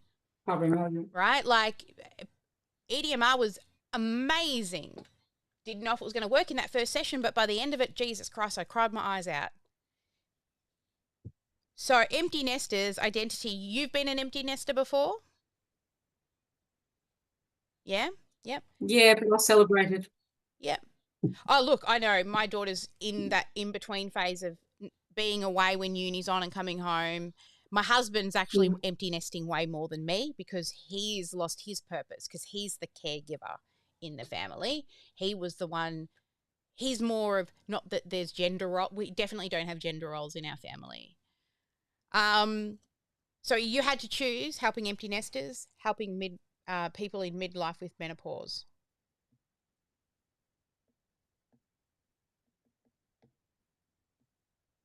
Well, I sort of wonder that, this again, is this my perception of empty nesters? Because I didn't mind the kids leaving home at all. I thought I've done my job. I've done what I was supposed to do. Whereas a lot of people, grieve over it. Yep. So you've just sort of answered your own question. I didn't really struggle with it. So you had to choose. Well, I was a single mum, and it was just nice to have a bit of space too. I mean, one was 3 hours away now, but they both lived close to me for a long time anyway. Yeah. All right. Okay, so what about emotional eating and helping people with menopause? Women with menopause. You had to choose. You have to choose. We've done a lot of emotional eating. I did a lot of the hypnotherapy side of that one. Yep. And now you have to choose. This is the people you're going to work with for the next 10 years, 20 years. You have to choose. Helping people with menopause or helping people with emotional eating. But when you say menopause, how broad are you going with menopause? So there are some key characteristics. Because there's so many aspects to it. Yeah. So this is what we want to do. So menopause is a niche. Then within that niche, we will niche it. You will help with people with all different areas of menopause. We'll find the best piece to put out to market, right? That brings the most leads in. Then when they get in, we show them everything they need. Right? Remember we talked about this the other day? Again, I'm not asking you to think about marketing. I'm not asking you to think about sales. All I'm asking you to do is choose. If you had to choose, which you do, if I had to work with these people for the next 20 years, would I prefer to be working and helping midlife women with menopause or people who are suffering from emotional eating? Well, menopause, because emotional eating is part of that as well. Quite often addictions and things come into it as well. Okay, that's fine. So it covers it as well. Yep. Yep. But not everyone who has menopause suffers with emotional eating. I'm in menopause right now. No, they don't. And my husband whinges at me all the time because I don't eat enough. All right. So That's because you haven't got time. Hey, look, honey, I've also, even though I don't eat a lot, I'm not a skinny person either, right? I've just built this way. You look through all of my genes, everyone's big. And I'm okay with that. All right. So I wrote at the beginning, because it's come up quite a bit with you, that the thing that will stand out even before I started is you'll land on menopause. Because one, it was the first thing you brought up. First thing that fell out of your mouth. That's usually a big sign. Second, because I've been doing a lot of courses and trying to hone in, and I just thought midlife women or menopause, this is what they go through. yeah. And guess what? You know, You can sit here spinning your wheels trying to pick a niche forever. But if you don't pick one and try, okay, so let me get the purple whip out and say you're doing menopause. You're doing menopause. I'm going to help women do menopause or get better or find that it's not that bad. You're going to do menopause, at least for the next 3 years. Yeah, that's fine. Yeah? Guess what we get to do now? Start to put some stuff together and make an offer. Yeah, sort of done that. Yeah. But that's why I didn't quite know, Yeah. are they going to want everything that I've got in the offer, or how do you work it? Like if you do a program of every week, you've got a different topic, or how do you do it, Yeah, that's another discussion that we don't have time for today, but there is a way, and it's a very simple way. It's more simple than you think. It's putting together your offer. You know the steps. Remember what I told you about that umbrella story before? They come in, you're going to try to help them through the steps, but guess what happens? They're going to get stuck. And then the thing that you're going to teach in week 7, you need to teach them in week 3. So it's not written in cement. Your program is not written in cement. You will be iterating that program over and over and over again. The more people you work with, the more gaps you'll find that you will fill with content to help them. Also, you will niche your niche and niche it again. And you'll keep niching it. You'll begin with menopausal women. Then you might find that you move into menopausal women who have, what's that, plantar, whatever, your feet hurt. You could go that niched. Plantar fasciitis? That one, because I have that. That's the one where I can never remember the name. I just know that my feet hurt. I got to put my socks and moccos on. So start with this. Start with menopause, because it's the biggest thing that has come out of your mouth, the thing that you know. But the thing here is you have to do what you tell your clients to do. Believe it. And then do the work. Do I just advertise it as menopause? No, we don't just go, I help people with menopause. There's a whole, you got to learn how to do messaging properly, how to set up a marketing funnel. You need to know how to put your offer together. You need to know how to structure your package. There's a lot, for you, depends on how fast you want to launch it. Me, I would like to launch fast, right? Personally, I want to launch fast. Me too. I need to. But you have to be, if you want to launch fast, you have to make a decision and stick with it. Other people prefer to launch slower. They need to sit with the content, practice the content, review what they've done, slowly make a course. Then they'll launch it. But I won't let them sit and look and think for more than a quarter, right? Deborah Garber's one, right? I'm like, we can just sell it, baby. Your lessons are planned. Everything's ready to go. All you got to do is let's get some people in. She's like, I just need some more time to just refine what it is that I'm doing. And there's no more than 3 months. After 3 months, we're bloody launching this thing. If you want to launch fast, then what you'll need to do is, you know what, tomorrow I'm going to show you the business owner's journey. and all the steps you as a business owner need to be looking at. All right. So come tomorrow and I'll go through that with you, because there are things we as business owners need to do. Deborah's currently in phase 2, designing her offer. Right. Phase 3 is then building, which is the technology and the back end to support it and getting the marketing going. Then the one after that is about filling it with market, getting out to market. How long have you been trying to pick a niche? Yes. Okay. I get all different advice from different people. And then what do you do with that advice? I try it and then I get crickets. Like I've done some posts, post this on your your profile, and you'll get all these. No, I didn't. That's bullshit. Whoever's telling you that, fire them. Right? That's bullshit. I'll tell you straight out now. Post on social media and you get customers. Bullshit. Absolute shiny ball marketing to get people to buy their shit. People come to me. I'm like, no, it's posting on social media is a nurture. People already know you. They're bullshitting to you because you know why? Because that sounds easy. Oh, just post on social media. You'll get customers. Pay me some money. I'll show you how. But you're not going to get results because it doesn't work. If it did, everyone that posts on social media would be running $1 million business. So again, what else advice have you been given that hasn't worked? Go into groups and open your own group, which I've done, and then go into groups and introduce yourself to people and comment on their posts and things and lure them over to yours, and press the invite button all the time and grow that group and then sell your product to the group. Fire them. Okay, you can open your own group, but how are you going to fill it? You don't go steal other people's community groups, because inside... You invite all your friends. Yeah, well, your friends aren't your customers. Your friends are your friends.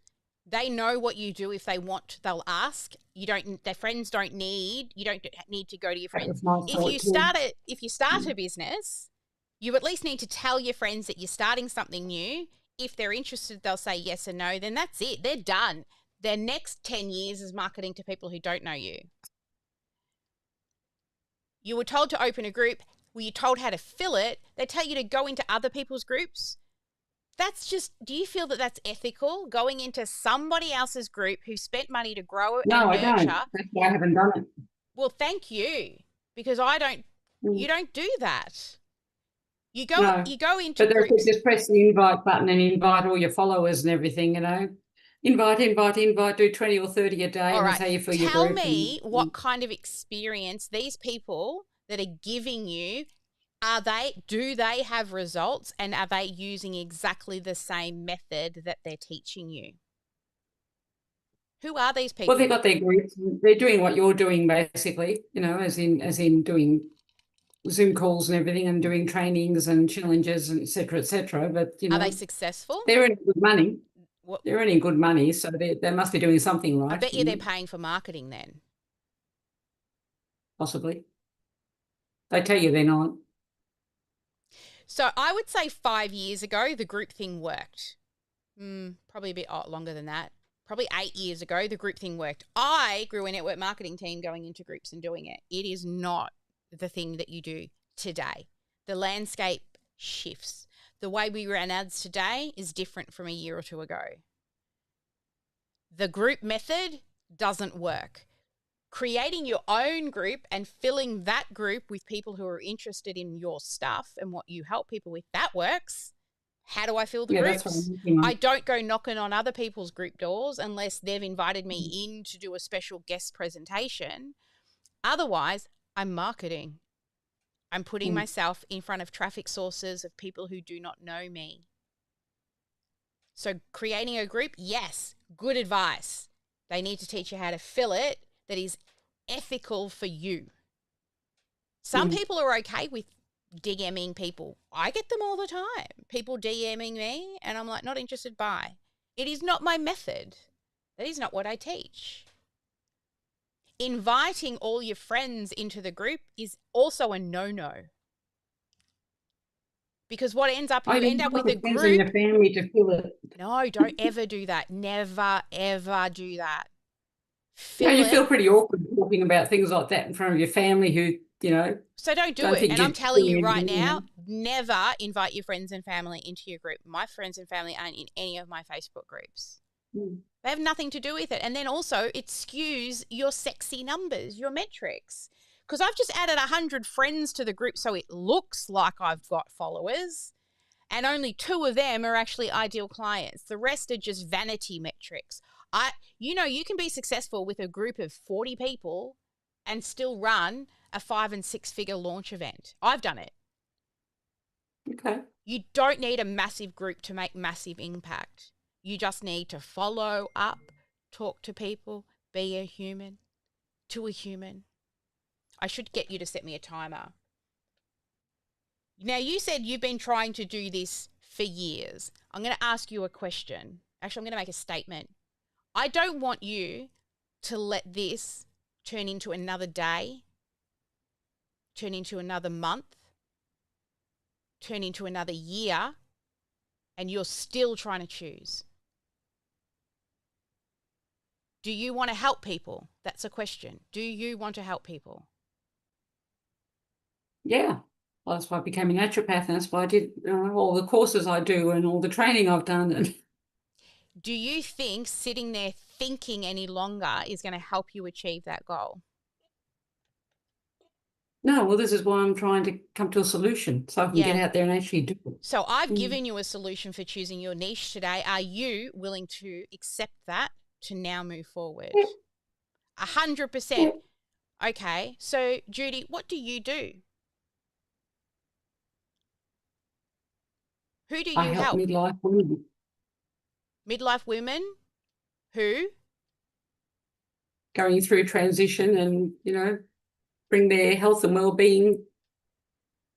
I've actually got a bio. I can't remember what it is. Yeah, don't make it fancy. The fancier it is, and if somebody's got to ask, what do you mean? It's not clear enough. No, I didn't make it fancy. It's pretty self-explanatory. Okay. It didn't sound, to me, I help people going through transition with health and wellness. What is the transition? What health and wellness? That is not a statement. That is a very broad, I help people. I help women going through menopause. Full stop. Done. Does that make you feel uncomfortable? No. No? Are you ready to stop thinking and start doing? I've been trying to, start doing it. It just hasn't worked. Yeah, but if you keep doing the same thing on repeat, what is that a sign of? Insanity. You can't keep doing the same thing on repeat and expect things to change. Are you ready to do something different and actually move forward to take action? To start helping women with menopause?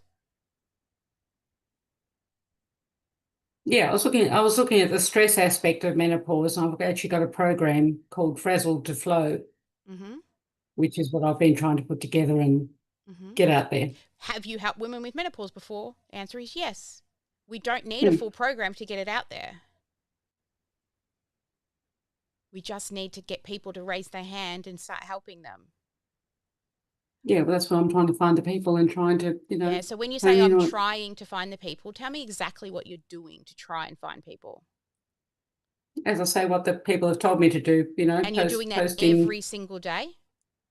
No. Okay. Okay. So you're not really trying. Can I call you on your bullshit that you're not really trying if you're not doing something every day to grow your business? You've got a hobby. Learning. You got a hobby. Do you think running a business is a 1 hour a day job? No. Especially starting a new business, do you believe it's a 1 or 2 hour a day job? No, but as I say, I'm totally transitioning from one-on-one clients, which was you put an ad in the local paper and the phone rings. Yeah, exactly. To Life trying to changes, learn the all this world marketing changes. and social media. Yeah. I find it overwhelming. I just want to be a naturopath. I don't really want to be a social media, Okay, so advertising, marketing person. here's another choice that probably Jenny should help you with. Do you want to run a business, or you can still be a naturopath and work for somebody else? I've never worked for somebody else. So you want to transition to group, because you can get customers like that, can you? To help people with menopause, no problems. Can you? Is that a question? Yes, that's a question. Can you get clients like that? You know exactly how to get clients to help them in one-on-one. I did know how, but now I don't know how. This is what I'm trying to, to learn. That's why I do a lot of summits and challenges and things, trying to learn how. You hear about tiny challenges, you do five days of free consultations, and then you sell them your program. And I'm going through all this with all different people and trying to figure out what's the best way of doing it, what's the quickest way of doing it. Okay, here's the deal. This is what I'm going to tell you what you need to do. Stop looking for the answers by going to every person. Choose one person and follow their recipe. Follow one person's recipe from start to finish. Because everybody will teach you something different. You've got to find something that resonates with you, your beliefs and your values. They need to have the results that you want. They also need to run marketing the way that feels good for you. Right? They need a community that you can turn to. You need to choose one, not 20, because what you're doing is you're setting yourself up for failure because you're listening to too many people giving you different recipes. If I went into the cupboard and I pulled out a book to make a cake, chocolate cake, I open this book and it says best chocolate cake in the world. I'm going to make the best chocolate cake in the world. This book tells me it's awesome. So I make the chocolate cake and then I go back to the cupboard. Oh, shit, another book. Best chocolate cake in the world. The first chocolate cake told you to sift the flour, rub the butter through, use melted chocolate. Second recipe book says preheat the oven, use cocoa powder. Which is right?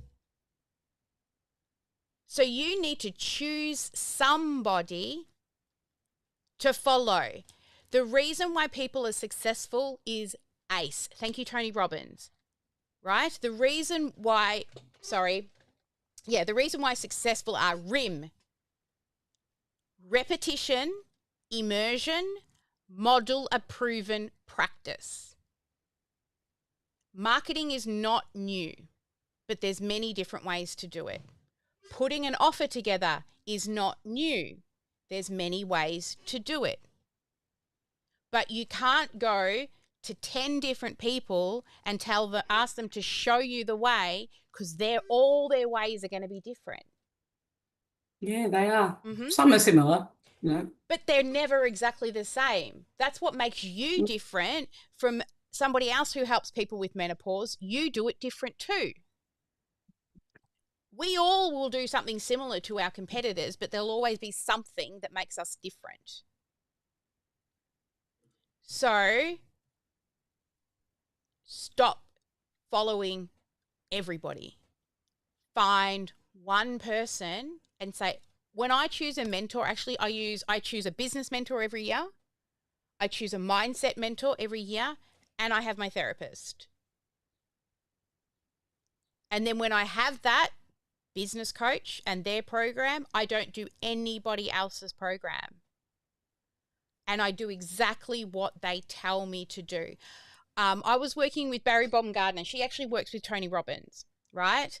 And inside her course, you could see all these people that had joined her course, and you can actually see how often they watch a video. So you can look at and compare yourself against others. Most people watch the video once or twice. I would watch a video 12 times. Repetition, immersion, and model the proven practice. Everything I know I've learnt from somebody else. I've just put it together in my way. Every school teacher teaches what they've learnt from somebody else. And if you want to move to group, that's easy. I can tell you, I've worked with people who help people with menopause, who help people with autoimmune disease. One of our clients, Aline, well, she's scaled out now. She started just helping people with autoimmune disease. She shifted a few times. She still helps people with autoimmune disease. She's personally got MS. So she's honed in. She went into MS. And then after working with more and more people, and she started a community, people paying $495 a month to be in her community, she now has niched it to food with people with autoimmune and MS and food. She got approached by one of the bigger names. I can't remember the name of the lady, but her food guru was away on maternity leave for a few months, and she was asked to come and present on stage with her. Yes, Dr. Walls, that's the one. So she ended up being asked by Dr. Walls to actually, because she honed into food. When she first started doing and joining and helping Dr. Walls, it was very broad. And that's when, before I was saying, you will niche that niche. Let's just start with help women with menopause, and then it might be food. It might be supplements. It might be any of the naturopath methods that you use. It might be hypnotherapy, right? But until you start working with people, niching that niche will not happen. You will find those that you want will be attracted to what it is. Exactly, right, Deborah? They're amazing. We've got a few friends with MS. Terry Walls. Yeah, I was just saying, Dr. Walls. That's who my client ended up getting some work with, like talking on her stage, which is huge. So midlife women with menopause, if that's where you're going to go, now you need to choose the method to put this together. You need to choose somebody to help you with that, because I can tell you, if you continue to do it alone, you will be in the same place you are this time next year. I don't care who you choose, but my advice is you choose somebody. You cannot do this alone. No matter how much you would like to. I already have chosen two, and they haven't helped me, and I'm still trying to pay them off before I can go to somebody else who can help me. Well, that's the problem. And I need the clients to get the money to pay somebody to do that. I can get scrappy. Never ever tell me that I can't afford something, because I'll get scrappy. I look around here and I'm like, can sell that, can sell that, can sell that. I'll look on Facebook. I can buy that and sell that for more. I can get scrappy. I've had clients who couldn't afford my program. They were living in a combi van and they started Uber driving. There's always a way if you want it bad enough. Honestly, there always is. You can figure it out. Everything is figure-outable. But you got to want it and believe it enough. No matter how much I might want it for you, there's something that's holding you back, because you keep thinking that if I just learn more, if I just follow 10,000 people, the answers will come. Too broad. Don't you think? Am I wrong? Am I totally wrong? Do you think what I'm saying is a load of bullshit? Because honestly, just tell me the truth. I'd prefer that than you. No, a lot of the people are, they concentrate more on people like you, as in on the marketing side, and that's where they're making a lot of money. But I don't know too many coaches, these people that are actually helping health coaches actually make money. The results they're showing are all people that are doing marketing type stuff, and business type stuff. Well, and I'm finding I'd like to see some people that have actually got naturopaths or, people in health fields like the autoimmune or whatever, where they're actually making good money with their programs. I can point you in the direction of my clients and you can have a chat with them. It's there, it's doable. And it's so teaching people how to make money seems to be a bigger thing. No, not at all. What do you want? Do you want a multi-million dollar business? To me, that just comes with headaches. No. Right? No, I don't. What's good money to you? What's good money to you is different to other people. Yeah. What is good money? How much a month would you like to earn? Oh, I'd be comfortable on 10,000 a month. 10,000? I don't need to earn $1 million. Yep, beautiful. So 10,000 a month. More would be good. I've got grandchildren. Yep, 10,000 a month. I mean, you need to talk to one of our clients, Leanne. She came in for the Sparkle Christmas party that we had, and she's one of the interviews I did for Where Are They Now. When she started with us, she had no money. Now she goes, making 6 figures a year, that's easy. And she just helps people with mindset work. That's it. Right? It's doable. Alison helps people with autoimmune and food. She's paying her bills. It's doable. You've got to believe that you can. Because if you keep telling yourself that, oh, nobody is successful in this line of business, guess what's going to happen? If you keep believing and saying that out loud, I need to see the proof. Nobody is ever successful. Only the people that are successful are doing marketing. If you keep saying that out loud, what do you think is going to happen? Do you think that anything will change, or do you think that you will attract what you say? I don't keep saying it out loud. I'm just saying it to you. It's just something I've been thinking of lately. I'm thinking that all the courses I'm doing and the challenges I'm doing, they're the ones that seem to be the ones that are making the money. And the ones in the health field, I want to hear more about the people in the health field that are actually doing something and making the money. So go and... Because all the examples they give is the other. Yeah. You know? So what you're doing is you're looking for answers from somebody who's teaching you what you need to know. Do what I did. Go buy the courses of the people that appear to be making money and go through their courses. Learn about them, become their friends, talk to them. Amy Porterfield, right? She was one of my coaches. I bought her course. I ended up working with her. I've had her and interviewed her on the podcast because I wanted to see what successful looked like from the inside. Yeah. Go and buy some of the people that you see and you look up to, like that's the business I want. Go buy their courses. Go through it. See what it is they're doing and then model, RIM, repetition, immersion, model a proven practice. But don't go into a marketing guru and expect that they're going to teach you what you need to know in that health industry. They're going to teach you about marketing. I can do that. Yeah. They're not going to teach you about how to do hypnotherapy. They're going to show you the marketing stuff you need to do. Is this helpful, or do you feel like I'm just telling you what to do and you're going to walk away and go, well, that was shit? Just be honest, honestly, because I prefer... I'm not thinking it's shit at all. I'm still trying to work out what it is that's the missing piece for me.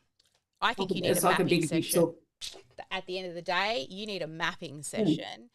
Our mapping sessions are literally pulling your brain apart. This conversation we're having right now, imagine sitting here for 8 hours doing this. At the end of the day, we have it.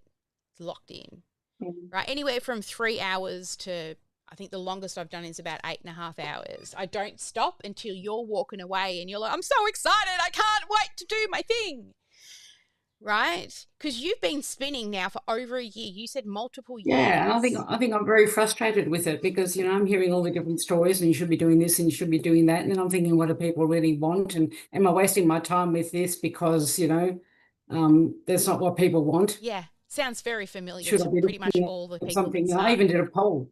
On Facebook, you know, menopausal women, what's your biggest problems? You know? Yeah. And they came up with health. Yeah. There's actually, message mining is a better way to get that information. Just doing a poll on that. I don't know what that is. It's a way to interview people who don't yet know you to find out what the words are that they're using and the problems they're having with menopause, not to get them as a client, but to actually learn more, to refine your offer, to refine your messaging. So putting a poll out, that sure, one thing out of many things to do, but you need to choose somebody who you believe is going to give you the results, because otherwise, honestly, you're going to be here in the same place as you are in 12 months' time. Yeah, I was thinking the same thing.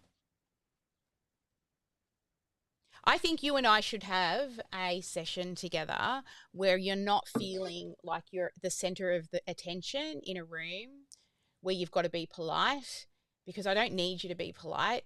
I need you to be real. Yeah. No, there's just a few things that, you know, don't need to be aired everywhere that, you know. Yeah, that's all. All right. Why don't I put a link for the systems. I've already put a link for the review systems audit in the chat, Judy. If you grab that link, it's a free appointment. Go and book that and we can sit down and have a chat. The systems review, okay. Yeah, just got that. The girls will add notes to the file. I think we need a private conversation. because Alison said the same words that I've written down here, that you're blocking yourself, right? A lot of what's coming out of your mouth is you sabotaging yourself. You may not yet be aware of it, and that's perfectly fine.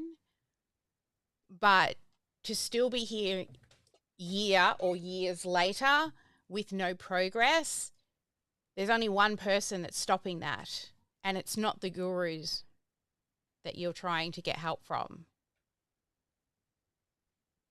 Oh, I know there's some self-sabotage in there. I actually know what it is, but yeah. Yeah. But And then I just thought clarity would help me move forward, Yeah. and all that, and that would actually relieve a lot of the self-sabotage. Yeah. Because it would change the identity of myself. Yeah. Well, if you're open to it, I'm happy to give you a bit more time to talk through this, to give you a bit more clarity. As you're aware, there's only a certain amount of time that we can, like, what we can dig into in one session together. However, I'm happy to gift that to you to help you get a bit further along with that clarity. But honestly, at the end of the day, darling, all I want you to do is put something out there and let people know that you're there. Even if We've got that in common. even if in 12 months' time you decide that half of these people that are coming in for menopause want to quit smoking, great. We move to smoking. But we don't know until you're working with people. We're constantly guessing. So we need to find a strategy for you to get past constantly looking at others to do this for you. And then and we can talk about this in a private setting. Does that sound okay with you? Because I don't want to, I feel like I've made you feel a little uncomfortable. Uncomfort's a good thing too, but we can do it in a more private setting. No, I'm just feeling that everybody else is probably thinking we're getting very bored here. I'm worried about that. I see, yeah, and that's imposter syndrome and all. Okay, let's go around the room. Because people can choose to leave. So, Bridget. Yeah, but I don't want them to leave because of No, me, they're not going to leave because of you. They're going to leave. This is your show. This is not my show right now. I'm actually here for you. It has nothing to do with me. Let's just find out what the room are thinking. Bridget, what are you thinking? You're my twin, baby. Same thing. I signed up for several different methods of marketing, thinking, because the job I had, I couldn't be on the internet because I didn't want to put my name out there because of the job I was doing. I was TSA security at the airport and a federal employee. So I never was, and I had enough of people during the day because I saw 6,000 people a day. I didn't need to talk to people on a social media. So one of my things I had to do is, how do I get in front of a lot of people? And everybody, all the courses, all the marketing people were like, oh, get in front of social media. And I went on it not knowing anything about it. I'm kind of like Charles, right? Where I'm just like digging in, like, what is this? And what I thought it was and what it ended up being were two different things. And I was like, okay, the first one said, well, marketing and putting ads out more people quicker. So that's the first course I had. And then I was like, wow, this is costing me too much and taking me too long. So I went to the social media. Okay, let's do the posts. Let's do this. Let's do the slow crawl while I'm learning to get that up and then go into ads. And then everything I did, like I heard a next person, wow, that sounds good. So I did a lot of the similar things to what happened to you. And I'm the one stopping myself, and I have no qualms. I will admit it, and I know it's me, and I'm just getting over myself. So I understand exactly your frustration. And I too, I have supplements and I have a variety of them that can handle different things. So I'm looking at that senior over 65 retiring empty nester. I have what's called balance and restore. So that's my niche now. I'm going to go towards balance and restore yourself in your 60s so you can make the next 30 years of your life full and do what you like. So similar to what you're looking at, I have products for menopause. I have products for clearer thinking. I have products for autoimmune. I have a bunch of other things, but I'm going to put it under the umbrella of maximizing your vitality going forward in your 60s. And then I'm going to have what's turning into a program that incorporates, hey, this is what I do. And if it fits you what you want to do, great. And if not, here's some suggestions for things I don't do. So that people have a choice and I'm not forcing what I have down on them. So yes, I'm I exactly like you.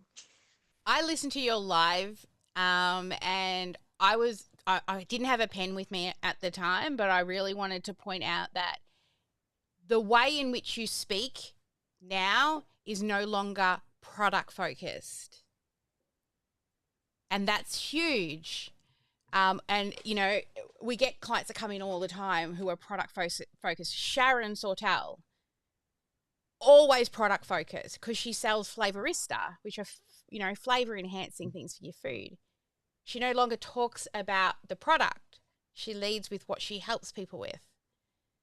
Real food, real easy. Yeah. What about Deborah? I see you were paying attention, and I can see Deborah's in that offer creation phase herself. She's actually had a mapping session. Deborah, do you want to chime in a little bit to tell Judy about your experience? Because sometimes knowing you're not alone, right, is also nice. Yeah, go for it, Deborah. Yep. Well, my background is teaching. I was a teacher for 40 years. I left teaching at the end of 2019, and I knew that financially I couldn't really retire. I needed something. And then I've always been in the health, very enthusiastic about health and well-being, food, exercise, all that. So coincidentally, I found online a course that was functional health coaching. And I thought, well, I'm a teacher, so it's not a big step to become a coach. I didn't know what was ahead of me. It is quite a big step. Sometimes it's quite the opposite of coaching. So anyway, I did the course and loved it. And I thought, well, I'll just get myself. They did have a small section in the course that was focused on how you start a business. But by that stage, I was pretty exhausted from the whole course and the demands of the course, et cetera, et cetera. It was a lot for me to do. And not being business oriented, I kind of switched that side off. And I thought, oh, if I have a nice website, people will just come to me. That's what I believed. Of course, I did invest with a friend who's a designer and a photographer, and she builds websites. And she did the coaching course too. So she helped me, and she built me what I consider to be a very nice website. And I've blogged on my website, and I've created quite a lot of content there, and absolute crickets from it. So then a few years passed. It was all the COVID insanity going on, and then my father was very ill overseas, and one thing and another, and no business was happening. I had a few clients, but that was it. And then I started getting interested in realizing that I need to learn about marketing and business building and so on. And I did a few courses with Authentic Education, and that's actually how I got to Sally through them. And they're great. They teach really good stuff. But again, if you don't do the action, they talk about that too all the time. You need to take action. And if you don't take action, nothing's going to happen. And anyway, I landed up with OmniSam, and probably a little too early in my evolution before Sally did the whole thing with me. So what I'm saying is, and then niching was a big thing for me too, because in the beginning I thought, well, I'm a health coach, I can help everyone. And it took quite a while for me to understand that I had to niche. It's absolutely essential. There's just no two ways. Everyone talks about it. Everyone says you have to do it, and they're right. You can't appeal to everyone. You can later on develop and, widen your circle and so on when people are referred to you. But in the beginning, I'm absolutely convinced of it. And then I found that the health coaching was great, but a lot of people, say, for instance, women who want to lose weight, they go on diets, and they lose weight, but then they regain the weight. They More. can't sustain it. And then I understood that um, there's something missing. For me, there was something missing there, that setting goals and having a vision and all the things that I was working with them on was not enough to get them to stay that way, to actually change, to undergo change. And then I heard of a course in emotional eating, and I've been doing that. I only qualified a few months ago. That was the key to me to find my niche, because although I haven't suffered myself terribly with emotional eating, I think everyone, well, there might be a few people in this world that don't have it, but I think most people have link their emotions to food, and that's actually good because food is one of the great joys of life. But the, the I tend to overeat, not bad stuff, always good stuff, but I tend to just eat a little more than I need to eat. So we've all had that. And when I turned 40 one day, I looked at a picture of myself and I didn't recognize myself. And so yeah, I have gained weight and I've lost the weight and then I've started gaining the weight again. And it took me a long time, sort of from the age of 40 to maybe 5, 6 years ago when for me, I found the key. And I feel very passionate about, I'd love to help people find the key. And I'm niching with women because I think it's a, it's, I'm a woman and I think women, I think that's just natural to appeal to women. And I also want to appeal to the sort of menopausal, postmenopausal woman, again, because of my own life experience. And I think I can connect. I think I can connect with younger people too, but I think that would be ideal. So that's where I'm at. So I've been through, Judy, what you're going through in that, yes, we could appeal to lots of different people. You are even wider than I am in the sense that you can help, a great deal of many people. But I feel that we have to find, I guess what Sally was trying to do with you was find what you're most passionate about. Mm. And when you find what you're most passionate about, people are going to resonate with you, and you need to put yourself out there. And nobody can start a business without people knowing about them. So that's what I've had to deal with myself, and I understand it very well. That's my journey. Thank you, Deborah, for sharing. Thank you. Judy, I have true belief in the fact that you spent 30 years in this industry helping people shows your passion for helping people, right? And no matter who and what niche you choose, I truly believe you'll do it justice. The people that come to you will feel seen, heard, loved, and appreciated. Otherwise, you wouldn't have stayed in that industry for 30 years with hypnotherapy and all the things that you were doing, right? I truly believe you have an amazing gift in you, and I want to see you get out there and share it with people. And I hope that if we can get another session together, we can shift a few things for you. But, I just talking to you, I can tell that you are somebody who has that innate drive to want to help people. Seeing people who stick to something as long as you have validates that as well, right? So thank you for sharing and being vulnerable with us. Honestly, Judy, it is not easy to stand up here and to be coached. So, yeah, I take my hat off to you for being vulnerable. As you could see, nobody in the room is judging you. Everybody in the room is like, yeah, me too. And that's what being part of a community. Glad about that, because I was thinking that I was wasting everybody's time here. They're wanting to listen to you, not to me. No, not at all. And this is the power of group. You see, when you move from one-on-one into group, you know what I love most about group? It's not that you stop trading time for money. It's the light bulb moments that our community get from hearing other people speak, or other people ask questions that somebody's not even thought about asking, but oh yeah, I want to know about that too. And the clients that I've worked with that have had, membership-based businesses where they start in a course and then move them into, a membership to help them ongoing. I've had clients who are like, I can't see how I can help them individually in a group. And you can, right? And it's such a beautiful thing to hear Bridget speak to you, to her struggles, to watch Deborah come in and speak to hers, because you're not alone in what you're thinking, and you haven't wasted anybody's time here today.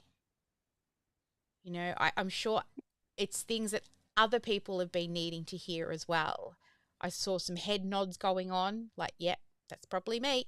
Yep, I need to do that too. Right? So Thank you. I have appreciated you coming up here, and I hope it wasn't too scary. No, it's not scary. It's just, frustrating being that little mouse in the wheel going round and round.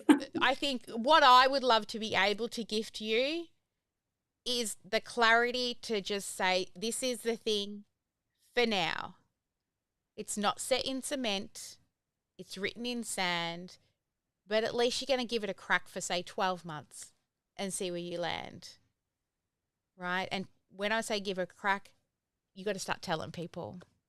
So if we can get you that clarity to at least feel confident enough and stop chasing which niche, because I don't want to see another year turn into another year and another year, because you have something beautiful to share with the world, and I truly believe you should. Thank you so much. All right, my ashes. I found my bio. Oh, you did? Yeah, sure. I did. Yeah. I help midlife women reclaim their health and wellness and to celebrate change. Nice. Yeah, that's great. So we will, with a few things that come up around that I wanted to share with you, but I'll talk to you about that in a private session. Okay. It's a good start. And even just, you keep, when we were talking, and I've looked back through what it was that you've sort of spoken about in the past, and the midlife women is definitely a way to go. Anyway, Ash is like trying to get my attention, when I'm coaching, sorry guys, literally I am 100% glued to Judy. I see nothing else. I see nobody in the room. I don't see the chat. I don't see anything. All I was there was with Judy. So I'm really sorry that I wasn't looking at anybody when we were talking, and I saw a few people trying to send me messages as well. And Ash is telling we've got a meeting and that I've gone over my 15 minutes. We might have to get Ash to be the ding dong bell from now on. Right? Give me a timer. Hi, everyone. Yes. So what I may do with laser coaching, and yes, it was great stuff. And it was really deep, and I didn't want to interrupt, which is why I didn't sort of jump in. But we had quite a few laser coaching applications, and we did want to get through a couple, which unfortunately we're not able to do now. However, we will work out whether we do it tomorrow or we add an additional session that is just a laser coaching only for anyone who applied, so that, everybody gets a bit of a go. And rather than just throwing up the clock, I might just jump in if we're 10 minutes over or something like that, and then say, all right, guys, let's wrap it up. So it's not that I don't want people to get value. It's that I want everyone to have value. Since I've learned I've got ADHD as well, I've realized I have a time vortex. I actually don't know how, I'll tell my husband all the time, I'll be 5 minutes, and he'll come out, it's been an hour and a half. And regarding the prizes, so because of yesterday's tech glitch, we weren't able to do the prize wheel. What we're going to do is we're actually just going to go live straight to the group later on today and do a prize draw for yesterday and a prize draw for today in one video. And we'll open up a spot on Homebase or something like that where we can drop it, so you can click it if you can't find it. All right, so we'll figure something out there. Thanks, for the Ash. prizes, so that we can give you all your gifts and get that sorted. Just keep in mind regarding the prizes, we don't award them and physically give them until the week following the challenge, because we want you to focus on this challenge and get through all the bits and pieces. So at the end of next week, you will start to receive some emails if you're a winner regarding the prizes. So we will do a live stream and do the prize wheel into the group a little bit later today. Awesome. Thanks, Ash. Sorry for going overtime, guys. Yeah, we're going to need to work out a way to shut Sally up. All right. It's not about shutting you. It's not about shutting you up at all. I know. I go into a time vortex. I'm like, I'm going to fix it. I felt like I wanted to fully just do a whole day mapping session with you, Judy. Honestly, I was like, I want to get you past this. It's been a year. Let me do this. Oh, dear. All right, my beautiful humans. We are going to wrap up. Like Ash said, we will organise another laser coaching probably tomorrow. We'll see how the day goes. We'll look at our timetables and meetings. Home play. Oh, shit. I haven't done home play. All right. Home play is, your home play today is, it's in your workbook anyway. So when it comes to a nurture, I want you to start thinking about your first email that you can send to nurture people. So think about what's something I can do around a mistake that you can help people overcome, a mindset thing that you have, a method or something you've helped people with, something they can do to get a quick win, or maybe it's a short lesson. And this is going to be just a love email that has nothing to do with selling. And it's not to go and write the whole thing, but I want you to come up with an idea, at least to get you started with your long-term nurture. And then show us your subject line. What will the subject line be for that email? I'll tell you an example around when we run our, because we've got a 2-year nurture. Sometimes we notice an email's done well because all of a sudden we get people booking demos, right? Because off the back end of the nurture, people can go and look at the website and they'll go and do some research around us, or they'll go read a blog post wherever we're clicking out to.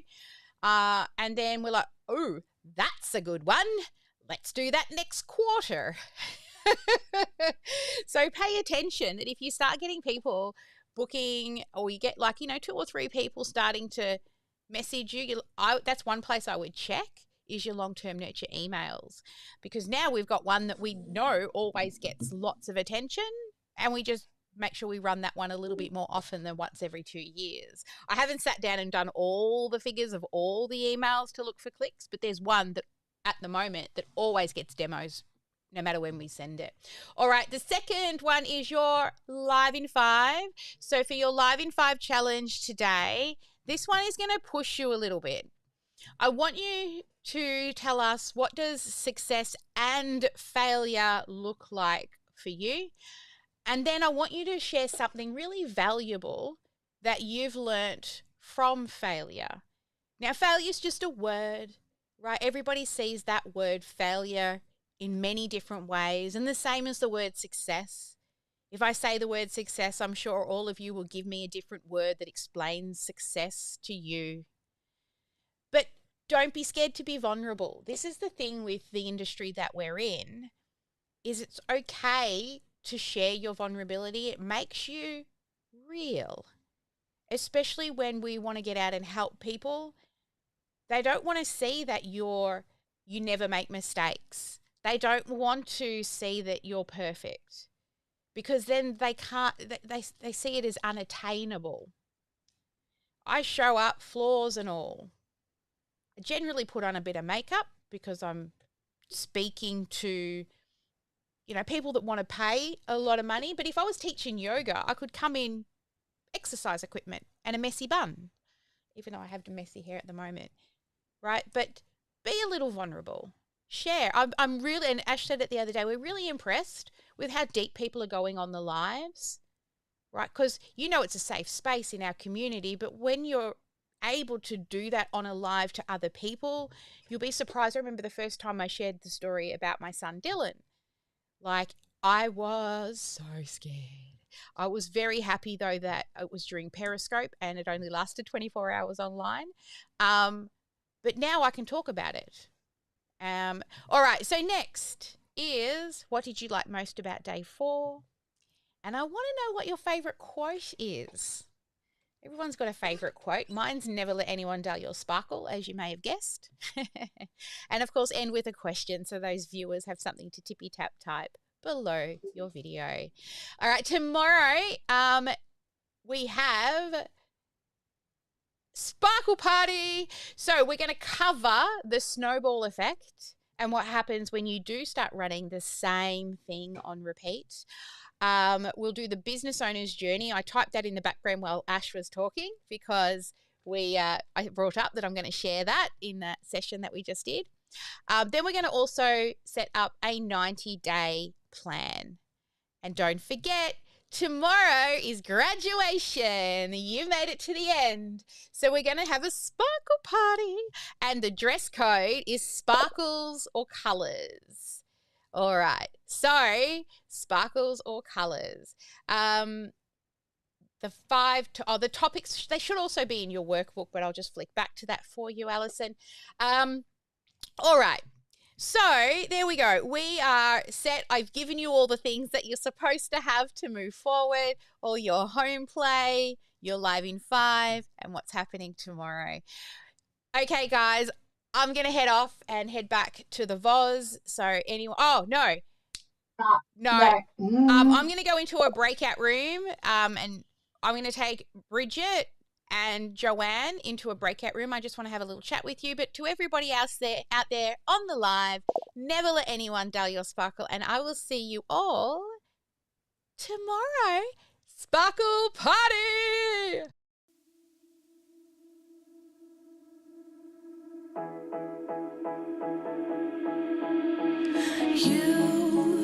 You've been hiding in the shadows way too long. You always thought that you were weak, but babe, you're wrong. Yeah, you better step into the light, just give it a try. Think that it's time you let that spark out. You've been hiding in the shadows way too long.